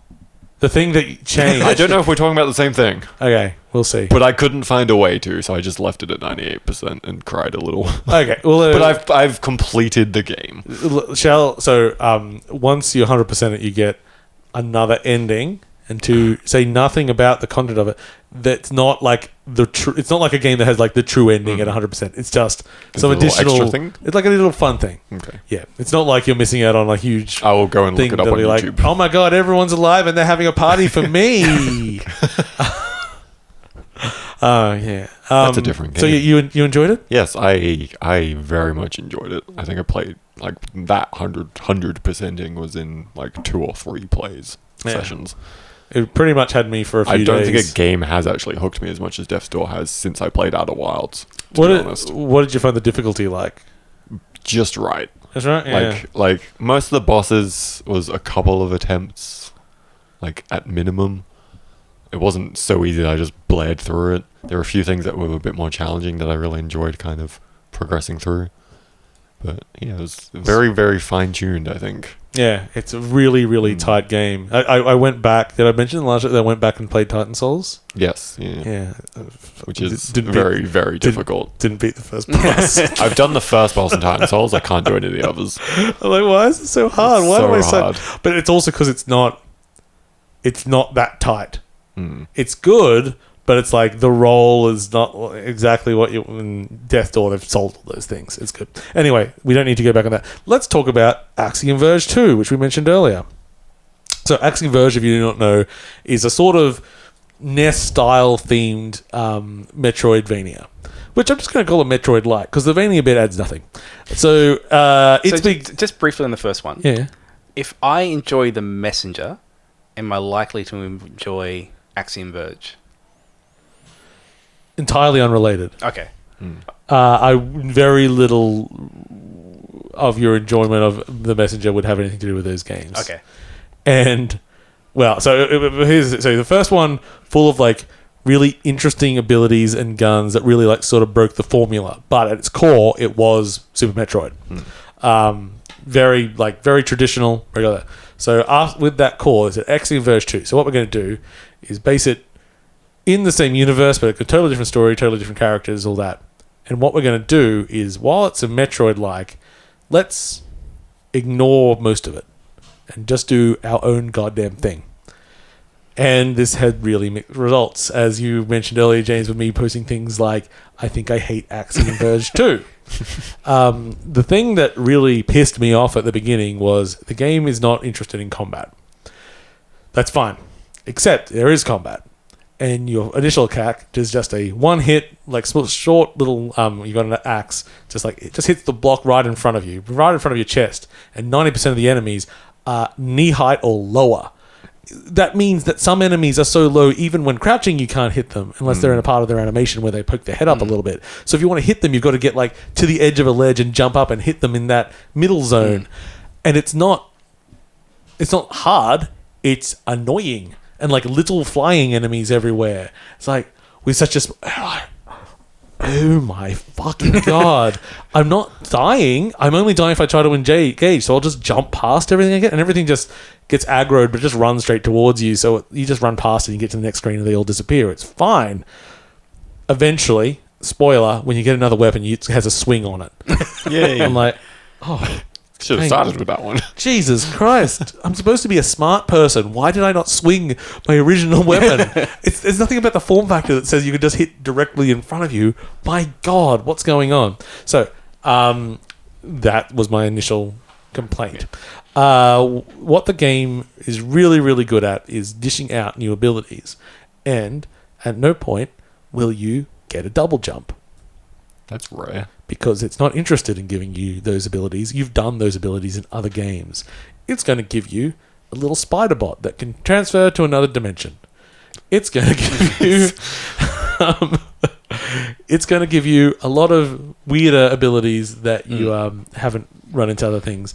And as I played more of the game, and it opened up, and it's because it's sort of so wide, you get quite a large world map with very little direction. You get, most of the time, your only real indicator of where you're trying to achieve is a little dot on the map. And what's the way to get there? That's for you to work out. And going directly towards it is often wrong. Oh, God. So I kind of put it...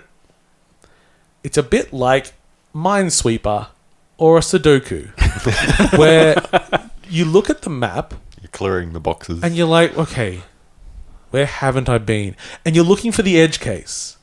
You're looking and you're wandering back and forth and you're like, this game sucks.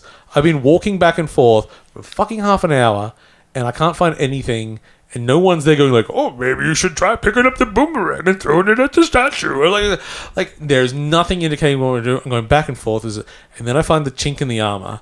Ha! And suddenly, I've got twice the map open up to me. I've just picked up 5 new abilities. I've got all these upgrades coming in, and it's blown my mind 6 times with some new revelation of how the world works. While the map is big, to go by halfway through the game, you can get anywhere in this world that you know how to get to in 5 seconds. It's not interested in some things that you previously thought the game were interested in. Things you'll see the structure and you'll go like, okay, so we're going to be doing this for the rest of the game, and okay, yeah, I can see that. And then half an hour later, nah, fuck it. Don't have to worry about that anymore. We're doing something else. And it constantly is surprising me with these ideas of traversal and exploring the map, because that's what it's interested in. When I say it's not interested in combat, it's straight up, you walk into a room that's got a boss in it, just walk past the goddamn thing. It doesn't care. Most of the bosses are pretty easy if you do fight them, to the extent that I'll just say, there's at least one case where fighting a boss, there's a respawn point in the boss room, and the boss does not lose health. Just World of Tomorrow, that shit. Yeah, just okay. Oh, I suppose I could pop one of my health packs, but I could just die and keep hitting it. Who cares? And you normally just get a little bit of upgrade currency out of beating a boss. It doesn't matter. It's not engaging on that level. And that's both good and bad. This is another game that is almost entirely made by one person. And I really wish he'd hired another person. Because the things he was interested in doing and focused on and spent 6 years, I think, of development on this game is actually fucking phenomenal. And I finished this game wanting more. It's leading... I have no idea what happened to the story. Don't even ask me. But still at the end, I'm like, but what happens next? I don't even know what happened now, but I still want to see what happens next. It ties into the original. I think it's ugly. I think the art sucks. But still, there's moments where I'm like, this is awesome. So would you say you're better off playing the first one? You don't have to play either. Honestly, don't play either. Just listen to this. The first game is about being Super Metroid and guns. There is not a single fucking gun in this game. It's not interested. Well, I guess you're done with guns. Yeah, it's been done. You want guns? You've done it. Go play the first one. I'm out. I'm going to do every weird game abilities. has to have absolutely brand new things from now on. So what's he do next? I don't know. Because I kind of think that the next one, because it's definitely leading into a next one, it's going to somehow more heavily integrate the 2 stories he's told so far. How? I don't know. What that game would shape like. Maybe it's co-op and you've got a co-op Metroidvania with everyone, both characters having entirely different things that can interact with. It would be the most complex thing. Because that's the thing. As this game, like, as you get more abilities, I went like, fuck, the design required to... But I can do that. There's a lot... Like, you realize the thought that's actually had to go into the world design and everything. And I think I completed it with, like, 96% of the map exposed, but only, like, 78% of the objects found. Like, oh, I'm just missing a bunch of secret rooms, aren't I? Time to go back and through. So it wasn't a smooth ride. There were points where, as I straight up posted, I think this game might suck. I'm trying to remember what had happened when I posted that.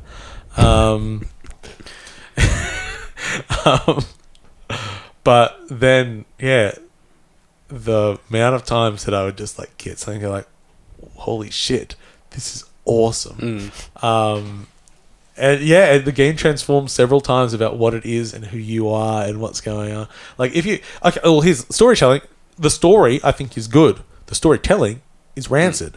It's like you arrive and you meet a few characters. I didn't really catch who anyone was. And the rest of the story is just finding some notes around the place without really any context around them. And, wow, this is a depressing scene with, like, some wild architecture and there's some bodies here and I have no idea what I'm supposed to infer from this. Oh, well, there's an egg. The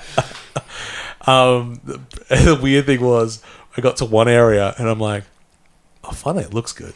This area rocks. Then I realized this area is referencing the first game, isn't it?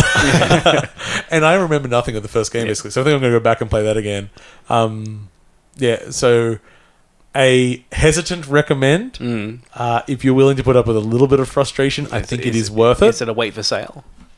Yeah, I guess. Yeah. If you're heavy into Metroidvanias like I am and you want some, like, you're going to find some joy in it.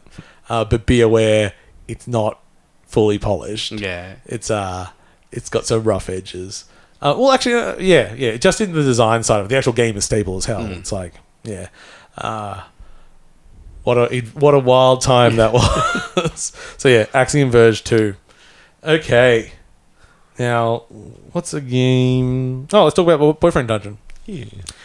We've all seen some Boyfriend Dungeon, haven't we? I've played quite a lot of it now. Seen Cheryl play it. I played a little bit of it. Yeah. A little bit of the Boyfriend Dungeon, where I don't know why I'm speaking like that. You have gone to... It's a beach town, isn't it? Yes. Yes. Your character's gone there. You've never been on a date. Never. And you've gone to your cousin's place, and you're going to go out and get fucked up. But you get to town, and you're like, oh, well, yes, there's a lot of dating going on around here. Can you turn into a sword, by the way? Yeah. And I only date people who turn into swords. Yeah, you stop for a second and you strain and concentrate. Like, I don't think I can. Because some people in this world can turn into swords. And they play it. Yeah, there are two types of people in this world. The people who are swords and the wielders. Yeah. Apparently. Yeah. And they play this completely straight, don't they? Yeah, it's just that's how the thing is. Works. Like, that's just the way the world is. In this one place. Town, only in this town. And some areas have become dungeons. Yeah. Or dungeons. And you get to get a sword and you go in your dungeons and you build up love with your sword and then you go on dates and you find other weapons and you date other people. I love it. I think it's fun. Love would be strong. I love it. It is hitting all of the things. I mean, like, I do have problems with it. Yeah, but I love it. Well, I mean, you've got a large erection for Hades. Yes, which is one of the problems I have with Boyfriend Dungeon. That it's not Hades, because I have played so much Hades that it doesn't quite feel good. It made me realize as soon as I'm playing, because perspective wise and concept wise, other than the fact you're a little chibi androgynous model instead of a beautiful rendered sex boy. Yeah. It's like you're doing the same sort of combat as Hades, except it instantly makes you realize how many tricks they make in Hades to make it feel good. I started liking it more by doing one thing. I swapped my brain from Hades mode and I put it into Gungeon mode. Okay. Because Boyfriend Dungeon plays more like an isometric Enter the Gungeon. Mm-hmm.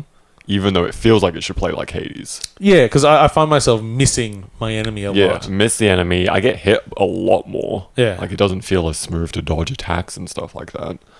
But I'm still having a lot of fun with it. Yeah. And the dating's great. And then you find swords, and they have a cool animation where the sword turns into a person. A much better art style than the Sailor in dungeon Moon-esque stuff. transformation scene. Very sexy. They spent money I on just that. want all of those. Yeah, all together. And then then you have date scenes, and you date people, and you get text messages. I find it interesting that because I knew I was going to play it when I first heard about it, but I haven't really kept up with any of the info and stuff like that. And I find it interesting that they went down the route of most dating sim games. You're just everyone's great, and you want to date everyone, and everyone's just a happy, nice person. And then in this, some of the things feel a bit iffy. One of the guys is just straight up not a nice dude, and he's just really confronting, and they're exploring a lot of the weirder not nice side of dating and things like that, which I think is nice to do. I think it's good, yeah. And with that, we'll touch briefly on the controversy that's not a controversy, which was basically the phrase go woke and go broke, and how it's annoying and shit and not really true for anything. Well, this is kind of go woke and you find out you haven't gone woke enough. So it's a very, and I'm using the term, I hate the term. The term's stupid as hell, but it is the best way to describe it. Yeah, it is very woke. The first thing I think it's the first thing you see is a content warning saying that the game has depictions of stalking. And actually, I think the word they use is references to stalking and emotional manipulation. And then the next thing it says is by the way, there's a character called Mum that's going to text you randomly things of support. If you do not want to get that, you can turn this off. I find that option really weird. Why not just let you rename that character instead of just turning that off? Yeah. Why can't it be done? Who would you like them to be? So is that is that in case you title. have mum issues? Yeah, in case you have a bad relationship with your mother. Yeah. So you can turn off the supportive text from your mother in game. Yeah.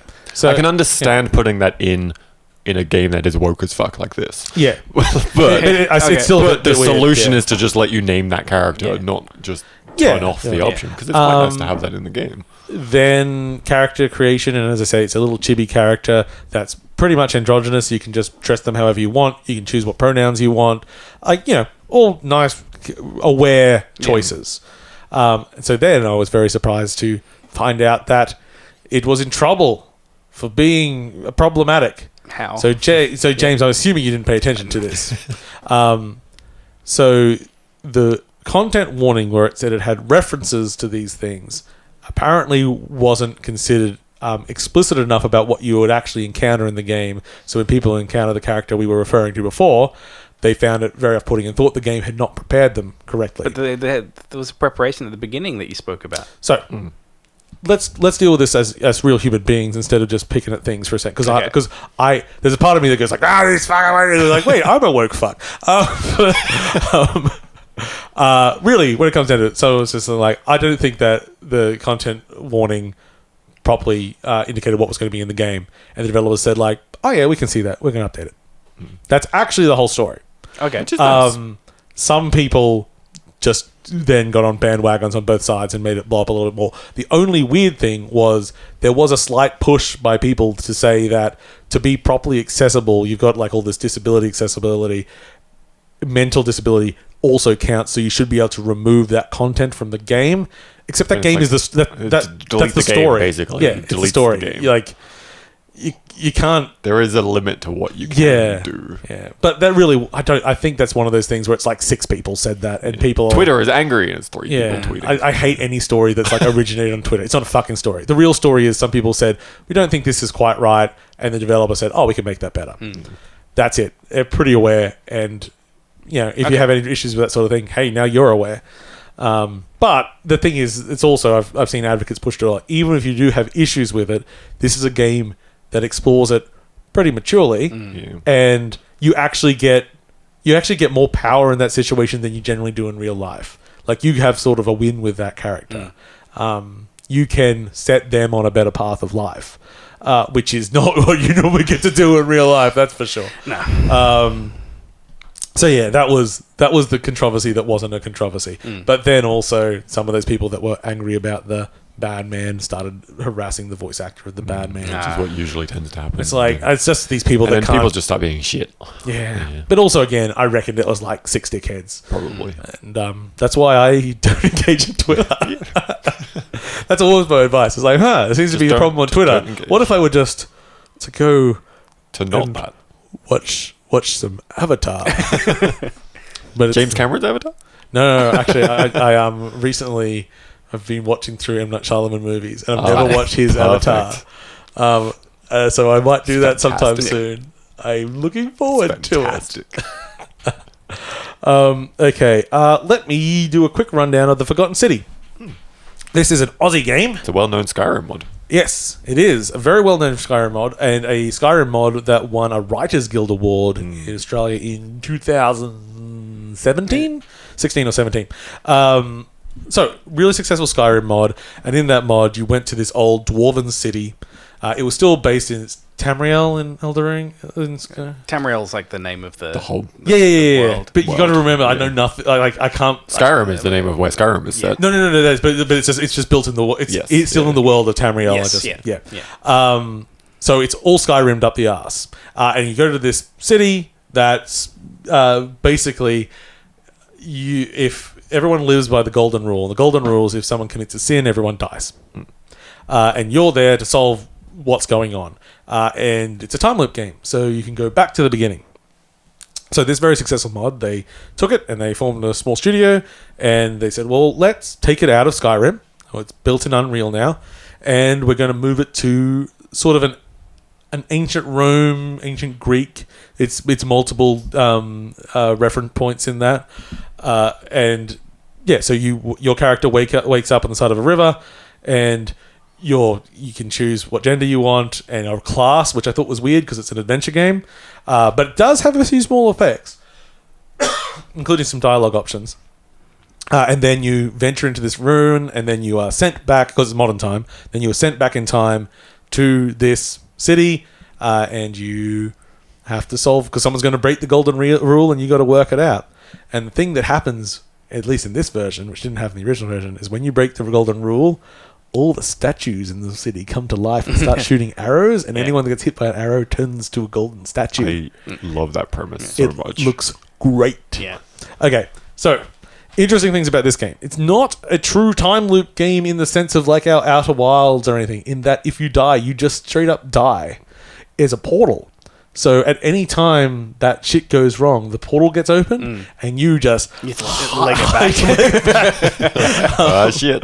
And you jump through the portal and you go back to the beginning again, which does mean you could run up to someone, stab them, steal their money, run back to the portal, come back and say, how's it going today? And I'm fine. I go like, I have your money. And they say, I also have my money. Like, hooray, everybody wins. That is not a situation that happens, but you could do a similar thing. It's very, very interesting as a game. It's a very nice world that's like big enough to explore without being, but also small enough that you can get around pretty easily. There's 20 named spoken characters in the game, all of which are very identifiable. You don't really get anyone mixed up. There's 4 endings, which I think is a bit generous. One of them's just sort of like a fuck you can do this in 30 seconds ending. The second and third ones are just variations on the same thing, and the fourth one's like the true ending that you're working towards. And you can sort of do them all in one playthrough. I thought the funniest thing was the second ending I got to, and without any details, I just had like speaking to this character and like, yes, I've been watching you run through my little maze. Each day just prolonging me. Let's see how many days. It's been 1 day. That's not very many. I got here pretty quick, I guess. So at one point of this game, so most of the game is really just walking around this area, talking to the characters, learning who they are, solving their little problems. It's not a clockwork game. It doesn't have a timer going. Basically, you take as much time as you want. It's really just you triggering things that moves things forward or such, which I thought was a little disappointing, but also it does make it pretty accessible. You're not going to miss something because you weren't standing in the right spot. Chatting to people, learning there. And then at one point, I got up to a stage and it said, like, warning came up. It said, if you don't like action and horror, feel free to skip this. I'm like, I'm fine with that. Let me do it. And there's like action sequences in the game. Like, yeah, that's cool. I went through it. It was, a bit fucked up, like in a good way. Like I'm like, oh, it's a very nice story beat, I thought. And after I finished it, I acquired like a change in the world where I was like looking, going like, how would you do the game without what I just did? Like I didn't really get it. It's like, but the game, like I need this, right? This is like very, very important what I've just done. And then I'm sort of like getting near the end of the game, and one of the clever things they do is time loop game, so you get repetition. As we're getting in 12 minutes at the moment, it's like got to pick up that mug and fill it with water every time. There's just a character at the portal, and he goes, "Hello, stranger," and I go, "Hey, you." It's like, "How do you know my name?" "Shut up." "Go do these 7 things." And he's like, "Oh, yes, stranger. Fare thee well." And he runs off and does all the things you've already worked out. Okay, that's nice. Cool. That's cool. Cool. So, I'm getting near the end of the game, and I've got like all the quests are finished. I'm doing the final quest. And I found like some new things, and I found a new interaction that I'd never done before. I'm like, what's the point of this? What? And that's when I realized I'd been fucking up a little bit by using this man that goes and solves all the things I've already done. Because there isn't one way to do everything. There's lots of ways of doing things. You can, like, the fact that the game focuses on 4 endings is actually kind of a little bit of a flaw. Because you kind of forget that there's other things that you could be discovering in other interactions that exist in the world, and you could be playing. Well, isn't that one of the things you like in time loop games? Is that you're doing the same thing and then finding the different interactions? Yeah, yes, and that's what I'm saying. It's not really a time loop game. It's something, but it also has more replayability than I was giving it credit for. So I kind of feel like maybe you do at the end go back and play the other characters. One of the characters you can choose is a soldier, which has a gun. There are no weapons allowed in the Forgotten City. So you got a gun. I think it's got 12 bullets in it. That's a lot of bullets. But you'll never get more. Because you kill 12 people. Take the gun with you. Yeah. So a game with 12 shots. Oh, yeah, hold on. I just realized what you mean. Yeah. There's 12 bullets for across all loops. Yeah, because that's not going to reset when you go back. You're the one that you bring the gun with you. I'm like... Ooh. Those are some real important choices of how to use those bullets. That's interesting. And then the ending's like there's a lot of, because of this idea of like anyone commits a sin, everyone dies. So it does a lot of talk about morality. It's like, okay, well, what is a sin and how do we gauge this and everything? It's very like philosophy 101 level of that. It's fine, but like at the end, there's sort of a bit of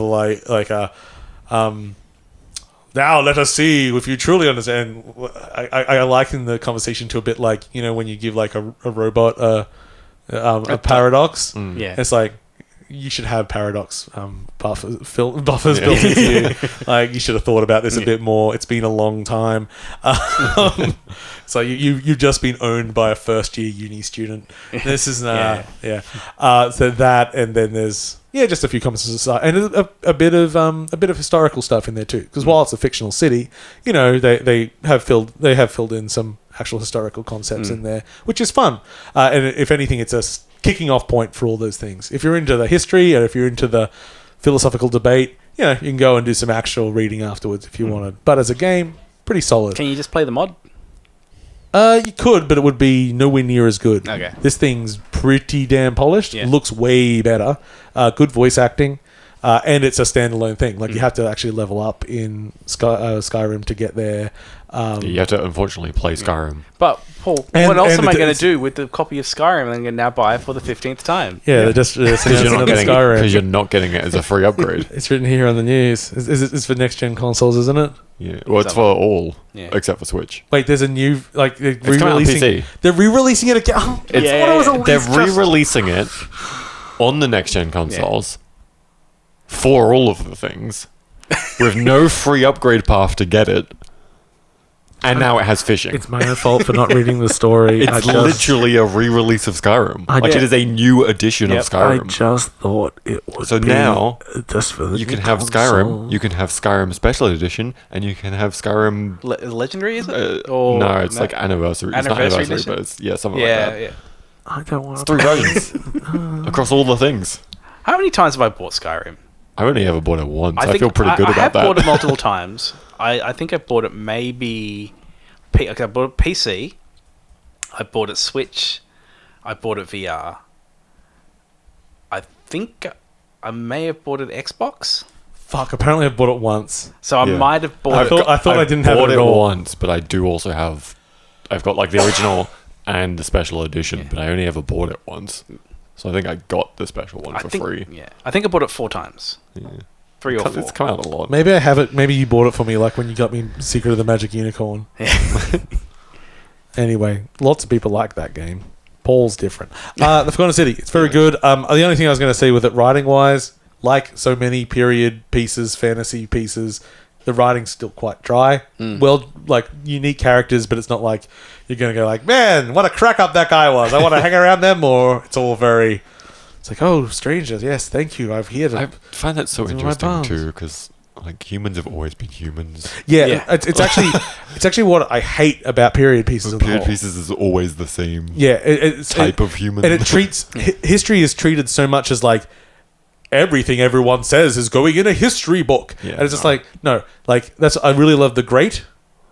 I don't know what The Great is. The Great's Catherine the Great. Yeah, It's Dakota yeah. Fanning and what's it, Nicholas about a boy kid.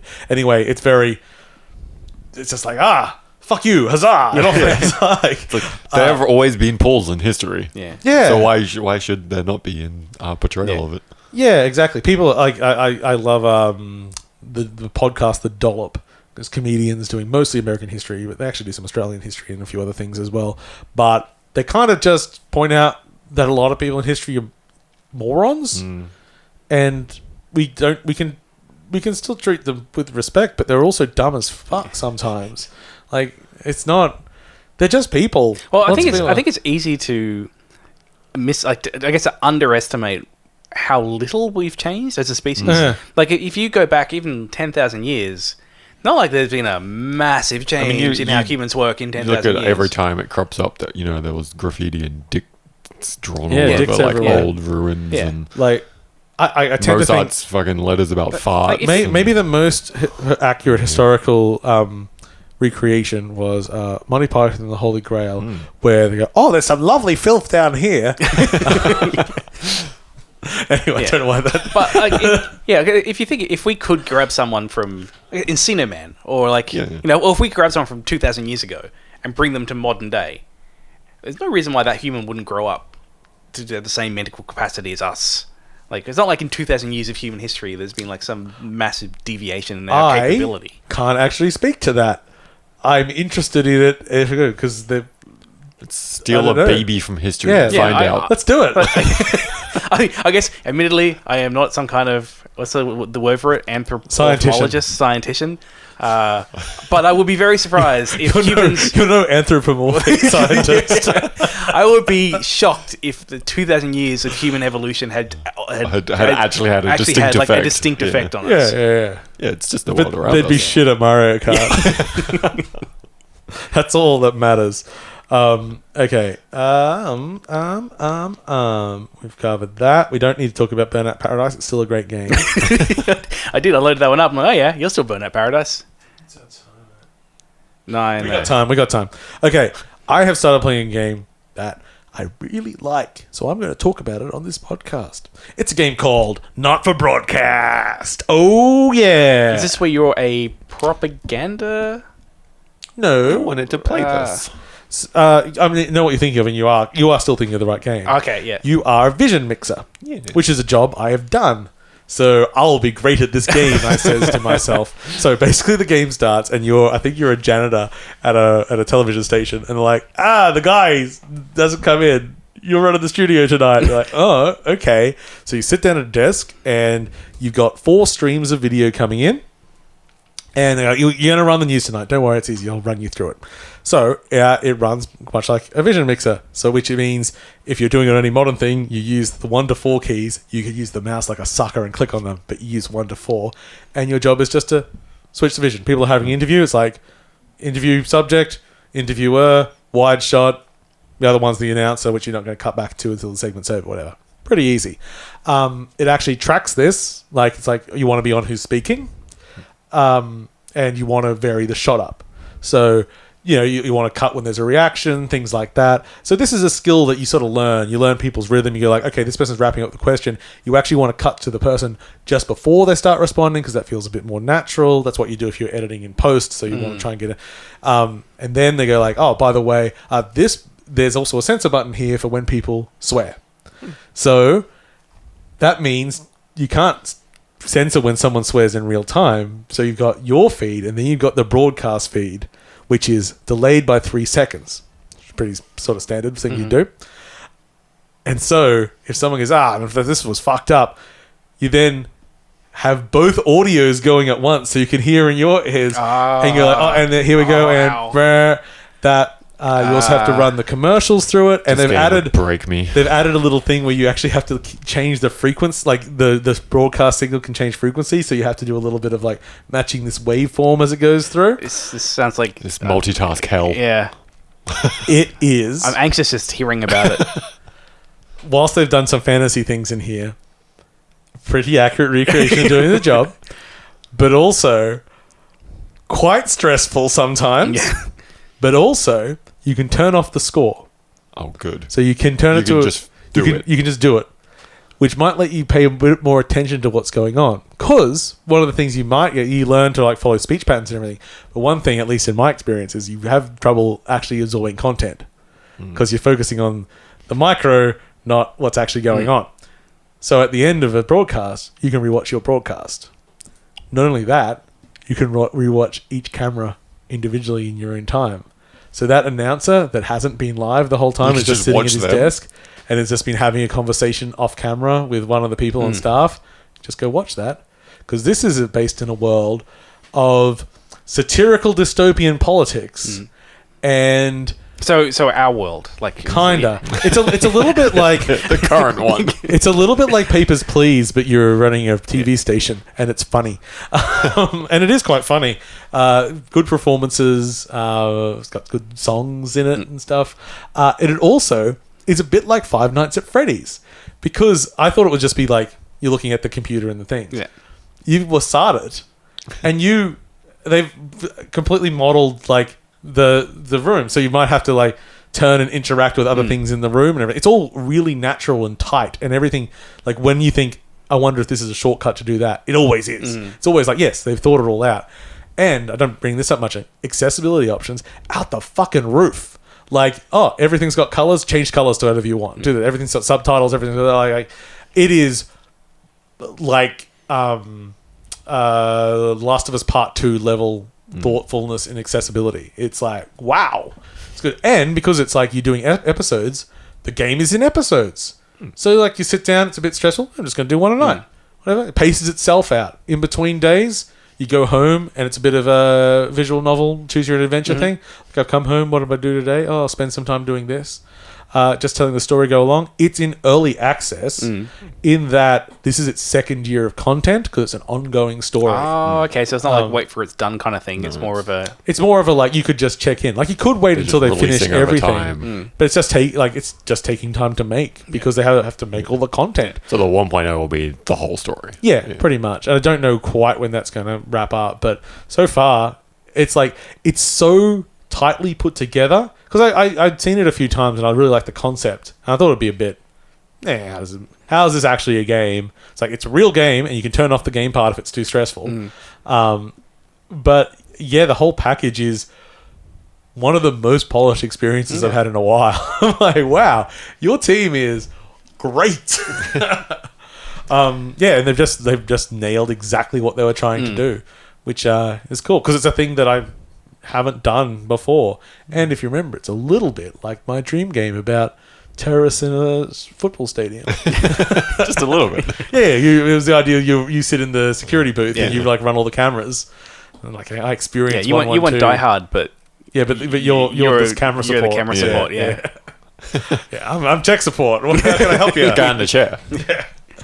So that's not for broadcast. It's only on Steam. I have no idea if the plans support it. Probably be a bit hard, but you could do it. Okay.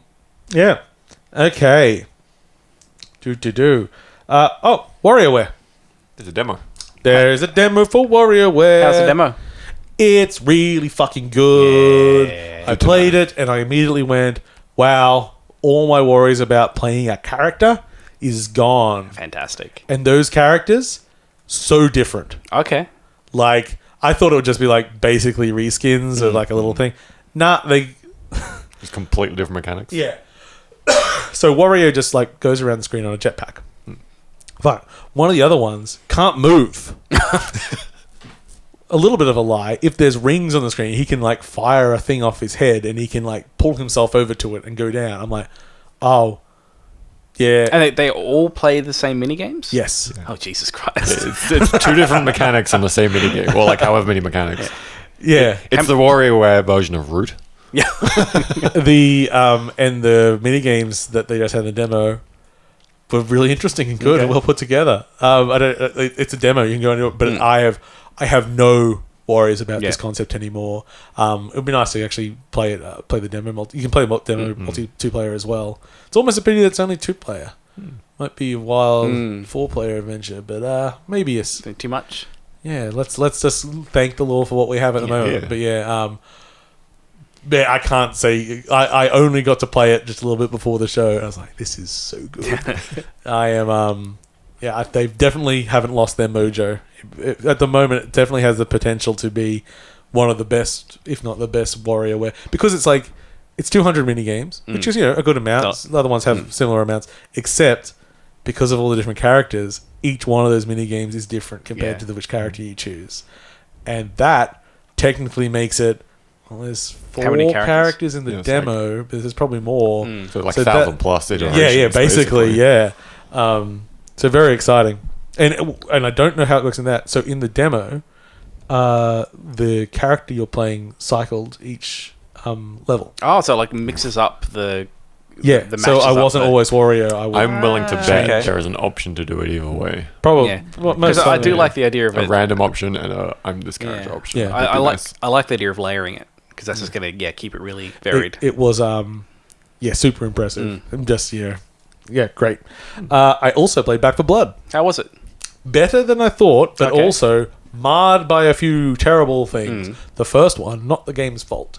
The host of our game, and we were playing it not that long before it was about to turn the beta off, chose an easy setting and doesn't seem you can change it during the game, and no one would be bothered leaving the lobby and rebuilding the game.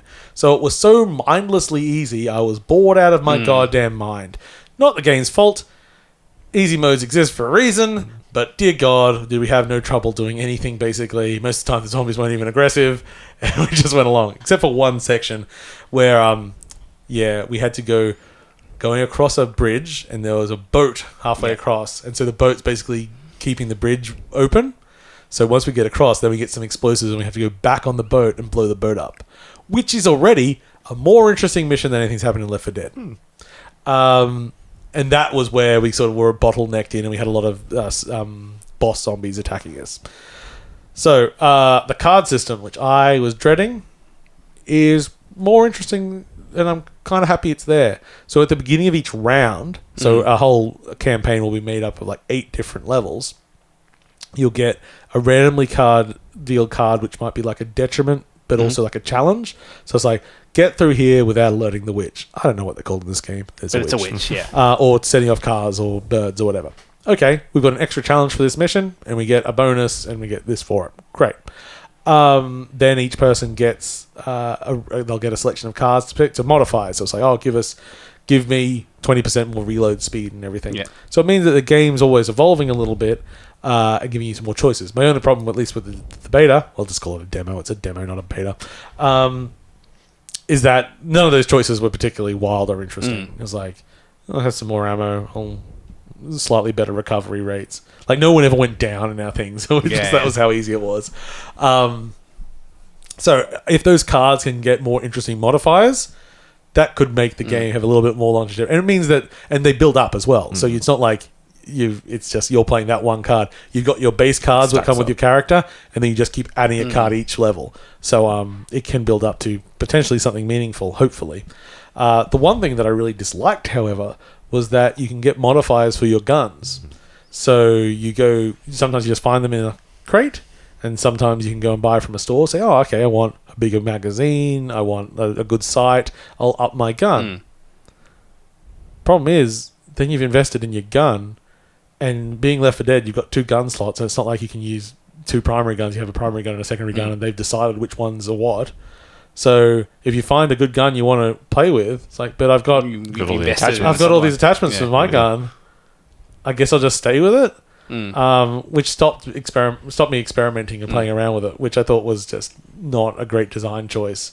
If it was something like, if you could like take half the mods off or something, or stash the mods or something else or something, like, I don't know, but it just made me not want to experiment with weapons, which wasn't great. But other than that, it did feel. So, did it feel like more Left 4 Dead, or like did it feel like it was? It felt like Left 4 Dead, but it did feel like they've improved it to. Okay. Like when we played Left 4 Dead 2 recently, and we just kind of like aired off it. It did feel a lot better than that. Okay. Things just moved a lot better. I was using an extremely high-powered sniper rifle in that I'd say, guys, stop shooting. I'm just trying to get them all into a line so I can take out 7 of them in one shot, sort of thing, which was always funny. I think when ramping back on the Left 4 Dead 2 thing when we played it, I'd forgotten how much of a source game can feel like. Yeah, like it's like, oh, this is made in Source Engine. The sound effects, the animations, like. Okay, so sorry to backtrack. Back to the Forgotten City. We're doing a timeline. It's Unreal now. But you walk up to a character, center them in the frame, turn around, straight like the slight cross-eye that's not quite, it doesn't feel quite right. I'm like, and whenever you pick up an item, you can just rotate it. Yeah. Why not? Is there a crab you can inspect? No, but it should be. I thought that was very funny. I'm like, you can take the game out of the engine. Anyway, so Back 4 Blood.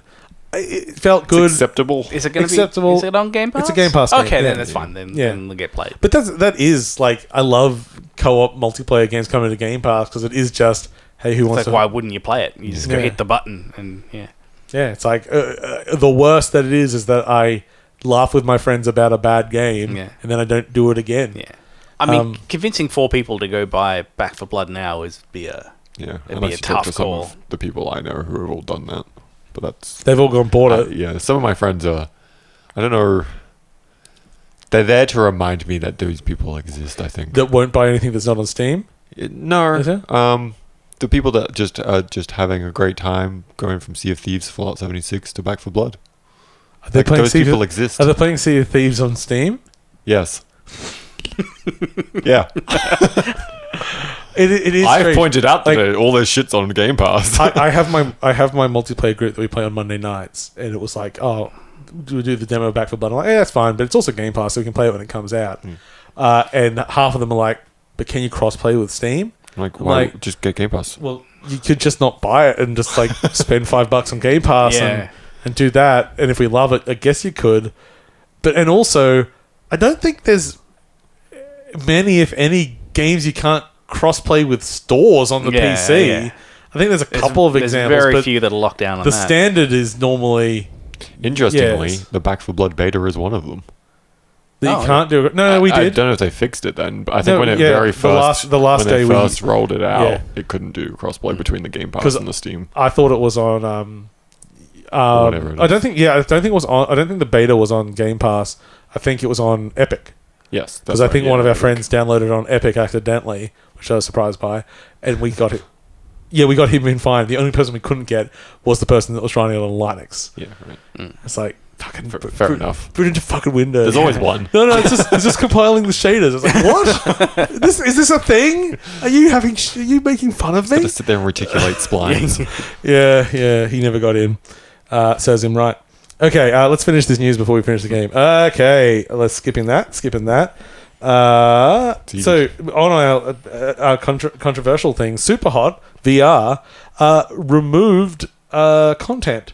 So they had a couple of scenes of self-harm in the game where you had to like shoot yourself in the head and jump off a building. And ages ago, they said, "Oh, this is a bit problematic. We're going to put it optional, so you can turn it on and off." And then they just said, "Actually, no. We don't like this in our game anymore." So they took it out. Okay. Didn't really fix the story holes it creates by not having that there. But I thought it was a very interesting thing of just a developer like putting their foot down saying, "Oh, we don't want that in our game anymore," and modifying a thing that's already out, and if you didn't have auto updates turned off, has just altered everyone's game to remove some content. And I can see why they might feel that way. Well, this almost makes me think the old walkie-talkie thing in ET, but they can come in and change your existing DVD. Yeah, I mean, I'm all for making whatever changes you want to new releases, but when it's something that's already out, I thought the optional thing was a good solution, but they just don't want it there at all. I think I'd probably fall on the side of because I guess that's the death of the author thing. Like, at what point, like once it's out, is the author that relevant to it anymore? Like, and like my interpretation of it, are you able to come in and modify that interpretation of it? Seems like I don't know. Like, I don't know. Like, I don't know how I feel about it either. Yeah, I would just. I know why, because I guess there's such a long tail in this thing. It's still selling. Yeah, so it's like, still a pretty well selling game. Yeah, so it's like, well, you want to take it out for new users, but then it's not like there's any kind of good way to archive these things. And yeah, especially on some platforms. Yeah. I don't think I'm archiving old versions of my Quest games. It would be kind of nice if platforms like Steam and whatever, there was, for these situations where you could just go back, like rollback, and go like, this is drop-down list of all the updates. Well, I mean, it does exist in Steam for games, but most people don't use it. Oh, you can actually go back to only if the devs have done it. Oh, okay. So like Baldur's Gate 3, for example, every time there's a big patch, you have to start a new game. But you can just go into Steam, select which version you want to be playing on. Yeah. And there's a lot of it was originally used for betas to let people access beta versions, and now as a dev, I think you can just select what branches you want. They need that for Gang Beasts. Go back to like when it was good. Because I mean, I'm trying to think like the other stuff. Like if it's a book, you just have different editions of the book, and they make so it's fine. They just have different prints, but this doesn't go back and retroactively change the. Someone doesn't come into your house and like scribble over your book. Yeah. But what if they did? I'd be very pissed off. Because I think even if you have like the Amazon, like if you have a Kindle, I'm pretty sure it wouldn't update your version. No. I think they just have different. You know what has been doing that though? Spotify. Because I've had a few songs on a playlist on Spotify that have suddenly changed to different versions of the same song. A few songs from Tarzan, the Phil Collins songs, that were the song from the movie, and then just one day, same playlist, same song on Spotify. It's now suddenly a different version. It's like the radio version with like extra instrumental tracks on it and stuff. Maybe they'd lost the rights to. It's just suddenly swapped over. I do find it interesting. It's very weird. Same album, same track. Different the amount of times like you're like, oh, I'll get this classic song. It's like, here it is, 2012 remake. You're like, no, I want the original. No, just like the 2012 remix. Like, what? No. And I've recently discovered some of my they weren't super obscure, but I just can't. The albums aren't on any services and they're non-purchasable now. I'm like, shit, I need to actually track this down and archive it because I just kind of assumed everything was going to be there forever, and it is not. It really isn't. Yeah, big data is really good at recording shitty data that doesn't mean anything, but actual released works, not that important sometimes. Real quick one, helicopters are coming to Microsoft Flight Simulator next year. Nice. We already spoke about I'm already Skyrim. terrified about flight. I tried to fly a commercial jet. Oh, God. No, they're difficult. I thought I can fly a Cessna, a Cessna. I can fly one of them Cessnas. I can get it up to the whatever many knots you'll I be need. Fine on a and Boeing airliner. And you get into a Boeing airline, and I thought that maybe the fundamentals are no, they're this completely different. This is like I was doing this tutorial, I couldn't do it. I can take off this thing. That's easy. And then I just went back to my little dinky aircraft. And I understand this. There's a very good reason why I don't play Flight Simulator, even though I think I would enjoy doing so. And it's because I grew up with flight sims. Like, Dad was an engineer on actual simulators, and I've been on those. So I've had my fill of actual physical simulators that are the actual cockpits. I'm like, nah. I know I would probably enjoy the gamified version, but I do not want to. Yeah. They really need to do Microsoft Flight Sim Horizon. Yes. Yeah. I would play that. Well, actually, what I would like is a layer of Elite over Flight Simulator. Because I like. You can just play Elite, James. I know, but I want the idea of I have an aircraft, and I'm doing little jobs to. James just wants to fly a cargo plane around the world instead of a cargo plane in space. Yes, yeah. You want Truck Simulator, Yeah. but in planes. You want flight trucker. Yeah. Yeah. Space Truckers. That's a good movie. You Can seen we- Space Truckers? Can we get Death Stranding but as a sim, like a flight sim? So like it's the same premise of doing deliveries, but it's on a larger scale. Can we have that? What if it was just Death Stranding in Google Maps and you worked for? Oh, that'd be cool. Just USPS. actual Amazon or USPS. No, I can see thinking delivery that sim. You got controlled real drones to doing real deliveries. Well, it does You know, kind that's a thing in 2 places in the world, and one of them's Logan. What? There's a company doing drone deliveries, and they are testing in 2 locations, somewhere in the US and Logan. Whoa! And apparently, there's a lot of complaints about the drones. I can imagine. Because one thing, like, I like flying drones in it, but whenever I hear a drone that I'm not controlling, I'm immediately sussed out. Yeah, it's terrifying. Who is that? Where are they? What are they doing this? Why are you in my street? If you live in Logan, you can get Tim Tams delivered to you by a drone. How expensive is Tim Tam? Probably very. This $200 Tim Tam was worth. But you get an expensive drone. Just get that net out. Please, no. Silent and Garfunkel all again. Here we go. Yes. Quake, we we mentioned briefly Quake. mentioned James Quake. mentioned It was quickly dropped. They dropped it because it's the beginning of QuakeCon. It's $15 on It's on everything. Switch with gyro controls. It's got a bunch of extra content in it. I believe it has Nine Inch Nails soundtrack back in it. It's got that because that original was soundtrack back in, and it's got split screen, and cross-platform multiplayer. Yeah, it's actually a pretty cool. Robust. robust And $15 package. It's I think Night Dive did the port. Sounds pretty fantastic. And Quake is kind of like, maybe it's like, as far as old school id goes, maybe my favorite. It's just like the inventiveness of those levels and just the speed of it, and just it's great. It's cool. It well, makes you no read sense. Master of the Doom, right? Oh no, so put it on my watch list, James. I'll never forgive John for that cat. So QuakeCon's happening. That's the only news out of it yet that I've seen. There was actually a huge retro-y gamey thing. So 3D Realms had its own convention online presentation thing. Realms Deep. It had 3D Realms, New Blood, Devolver Digital, a few other publishers, but basically everyone that makes boomer shooters. And I'm not going to bring it up here because they all sort of melded together.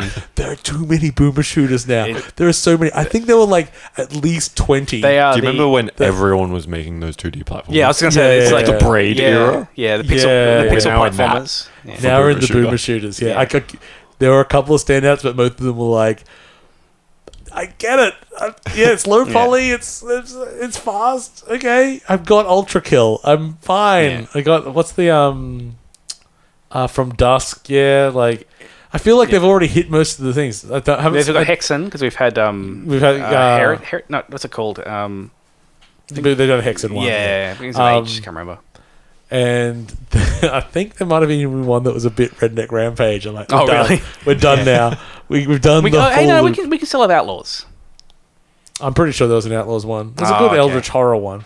But anyway, you can look at it because it's like whilst I sort of they all blend together, I did just enjoy this existing, and the poster for it's great. It's like Realms Deep, and it's got like sort of Duke Nukem style, like big old muscly gun people, and then it's like the tagline is still putting toilets in games. Just like, yes, this is important. But yeah, that was fun. Okay, and our final one, so I can go to sleep now. Is of course a couple of nights ago there was a Pokemon. Yeah, there was. Direct Let's Play. Whatever they call it. Presents. Pokemon presents terrible graphics. Yeah. It is what they presented. Well, half of what they presented. Yes. So they had it's Legends. What's They showed new stuff for Unite. Oh yeah. I can't. They're like, hey, there's new characters coming. That can't even register in my brain. Actually, no. It exists. Unite is actually it's actually quite pretty fun. decent. Yeah. I don't have anything against Unite. My brain just can't hold on to it. Yeah. Then they showed us It's like a phantom that I can't grasp. a little bit of a dive into the Diamond and Pearl remix. Yeah, which I thought looked fine. Yeah, they looked lovely, and I can't comment on it because Diamond and Pearl is the only generation I never played. Okay. So I'll be playing these ones. So that solves But it having easy for you. talked to people that love them, as far as they saying, it is a very faithful remake of those games with all of the mechanics that existed. There are a lot of things in those two Pokemon games that have never existed in any other Pokemon I didn't know existed ever. So it's interesting. It'll be fun to check them out.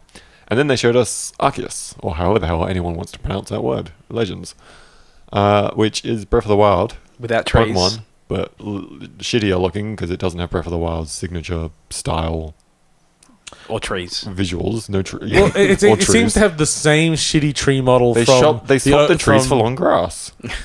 Well, because they had this same like white trunk, like a birch tree, in the last Pokemon game that ran at 3 frames a second. Yes, and they seem to have.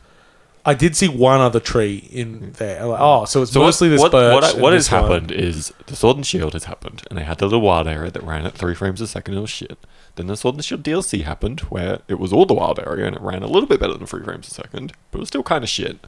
And now we have Legends Arceus at 12 frames a second, which I am mildly convinced is actually on the Breath of the Wild engine. Yeah, I wouldn't be surprised. It very much looks like it could be. They just don't know how to use it. It's using. But it's not optimized. They don't know how to use it. Yeah, because I was looking at it going, why is this so ugly? And I go like, maybe I'm misremembering Breath of the Wild. I haven't looked at it for a while. So I went back and watched the original Breath of the Wild footage. I can see maybe there's a technology base here. Because I think some Monolith people came and helped or something at some point. I think there was some assistance involved. But it's like, you just don't know what you're doing. This may be same tools, but oh my lord, no. The thing is about now having seen a lot of, well not a lot, but quite a chunk of what they're approaching with Legends is I am excited about all of the things they're trying, all of the new things that they're finally trying to do with Pokemon. You can get attacked by a bear now. But I'm terrified knowing that they're not going to do it right. Like, they're changing the combat system to this. Like it's still turn-based. It's turn-based, but it's not alternating turns. Yeah, it's speed. It's speed-based, so you can do 2 turns in a row and then every move has like an agile type and a strong type. So like, there's a bit more strategy involved there. That stuff I feel is like that they're not like rewriting. It's not rewriting, but they're like they're iterating. Finally iterating. Yeah, other people like other systems have done that sort of stuff. So I'm not too scared about that because I feel even though I have said in the past that Game Freak are terrible developers, the core mechanics of the actual combat and how that balance works, that's always been pretty solid. Yeah. So I'm not too afraid of that stuff. I know my friends got real excited about the fact that you could ride mounts. Yeah. They mustn't have been looking at them, but yeah, you can. And then one of them got very excited about, what if it's like Monster Hunter? Well, I'm like, stop. One part of it is. Yes. And it's not the part anyone gives a shit about in Monster Hunter. It's prepping for going out on excursions. So now you can prep. You can go, I want these Pokeballs and this potion. But what's the equivalent of Just let me have an inventory. Let me have an inventory. Yeah. It will be janky and it will sell 20 I will still play copies. the hell out of it. Yeah. And I hope that it is the start of something that eventually will become good. Yeah. Game Freak are so adverse to expanding the company significantly or changing things too much. Like, it wasn't that long ago that we got all the comments from the director saying, like, what would you even do in an open world Pokemon game? The same thing, just better. Yeah, it's like, and I'm not someone that pushes everything to be open world, but how can you not see? It just naturally makes sense for something like Pokemon. Yeah, it's like it just ties to it, and for its fan base, that's what they like. Because I can tell you, Mr. Pokemon Man, I can't remember who it was that made those comments. Nobody gives a fuck about the stories you put in those games. No, I mean, in Short and Sealed, it made me mad because it was that bad. Yeah. Like, they somehow found a way to offend me with poor storytelling in a Pokemon game. Yeah. Open world is your better bet. Yeah. Put some small little things around go and there. Catch Pokemon in a system. Have like a league they can power up to beat at the end if they really want, but mostly they actually just wander around Witcher style. And like, there's a Snorlax that's been causing trouble up the mountain. He just keeps sleeping in there. It's like, well, I'll go fill my balls with Snorlax. Anyway, and there was one little tidbit that I know is going to make a lot of very hardcore Pokemon fans annoyed, because the remakes and Legends aren't going to have competitive ranked battles. And What is there that? is a hardcore subset of Pokemon players that play only to play competitive ranked battles. So that's the multiplayer. They have like an Yeah. actual ranking in the game. I mean, Like obviously, actual competitions, basically. weird. And it's like, what? They're just running them in Sword and Shield. Okay. Which is fine. It's. I guess. But it's fine. I know there's going to be angry people, and I like that there is going to be angry people. I mean, I like an. I too like a little bit of the Schadenfreude when it's like people that are obsessed with like hating change and everything. But also like that seems like a pretty core thing for the hardcore. Like they want to fight the thing. I mean, they can still fight things. I guess they can just make their own. yeah, okay, rank. that's what Transfer I was your gonna say. Pokemon to Sword and Shield and do it. Yeah, I guess. Yeah. Although this one's got its new fight system. Yeah. You can still fight each other, though, can't you? I don't know how the multiplayer works. Yeah, I believe there's still multiplayer fighting. I'll be very It's shocked just if not there wasn't. competitive. It would be weird. Yeah, Which is a weird hill to die on. Yeah. Oh well, Pokemon's. Yeah, as I was talking about today, I'm like, look, the only Game Freak game I like is Pocket Card Jockey. So Fair enough. That was a DS thing, wasn't it? yeah, it's what a game. It's solitaire horse racing, and it's when they really swung wild and they landed everything with it. I should go back and play that. That's just good. But I was telling people that I had to keep repeating what I was saying. It's like, what is pocket jockey? It's like, no, it's Pocket Card Jockey. It's a solitaire horse racing game. It wasn't very popular, but those that did like it liked it quite a bit. And I guess, like, I mean, I say that, but I'm fine with most of the Pokemon games. Yeah, they exist. They do their Yeah. thing. And the thing is, for most of Pokemon's history, Game Freak was an appropriate side for the kind of game they're making. But now they are literally the company with literally the biggest IP in the world, I believe it was at last sort of, however you can measure that. But it was like astronomically large. Yeah, I think the only thing larger is Hello Kitty. Yeah. Well, I believe Pokemon's second. oh, bloody Hello Kitty. But yeah, Pokemon is unbelievably big and they make a lot of money, and it feels like there's a great meme going around comparing 15 years of game development from the Oblivion 2006 Yeah. to Pokemon Yeah. Legends in 2021, and it is embarrassing. Yeah. Because even when you're like, oh yeah, but you know, Oblivion's a big game, runs on PC. It's like, yeah, but it ran on a PC weaker than the Switch. Yeah. So let's not get too excited. Anyway, Pokemon, people like it. Do we have it? Let's see if there's anything I need to cover. I don't think so. I think we've kind of done everything else. Can wait because we're over It's time. overtime, We've and crushed our 120-ish Yeah. minutes. Yeah. We're in our second loop. Yeah, let's go back to the beginning. Let's talk about 12 minutes. Okay, thank you for watching or listening to 8.5bit. You can catch it on our website, 8.5bit.com, our Twitter and Facebook. Please like and share anything you enjoy. You can join our Discord at discord.8.5bit.com. You can do whatever you want, have a good time. Yeah, come and give me a kiss if you really want. Come on, James, smooch the microphone with me. I will take no part in this. Just Join in, Sam. Rub your teeth I'm too against busy Sam. pretending that I'm a microphone. Oh. I have been your host, Paul. I've been James. I've been Sam. Thanks Thank for you. listening, everyone.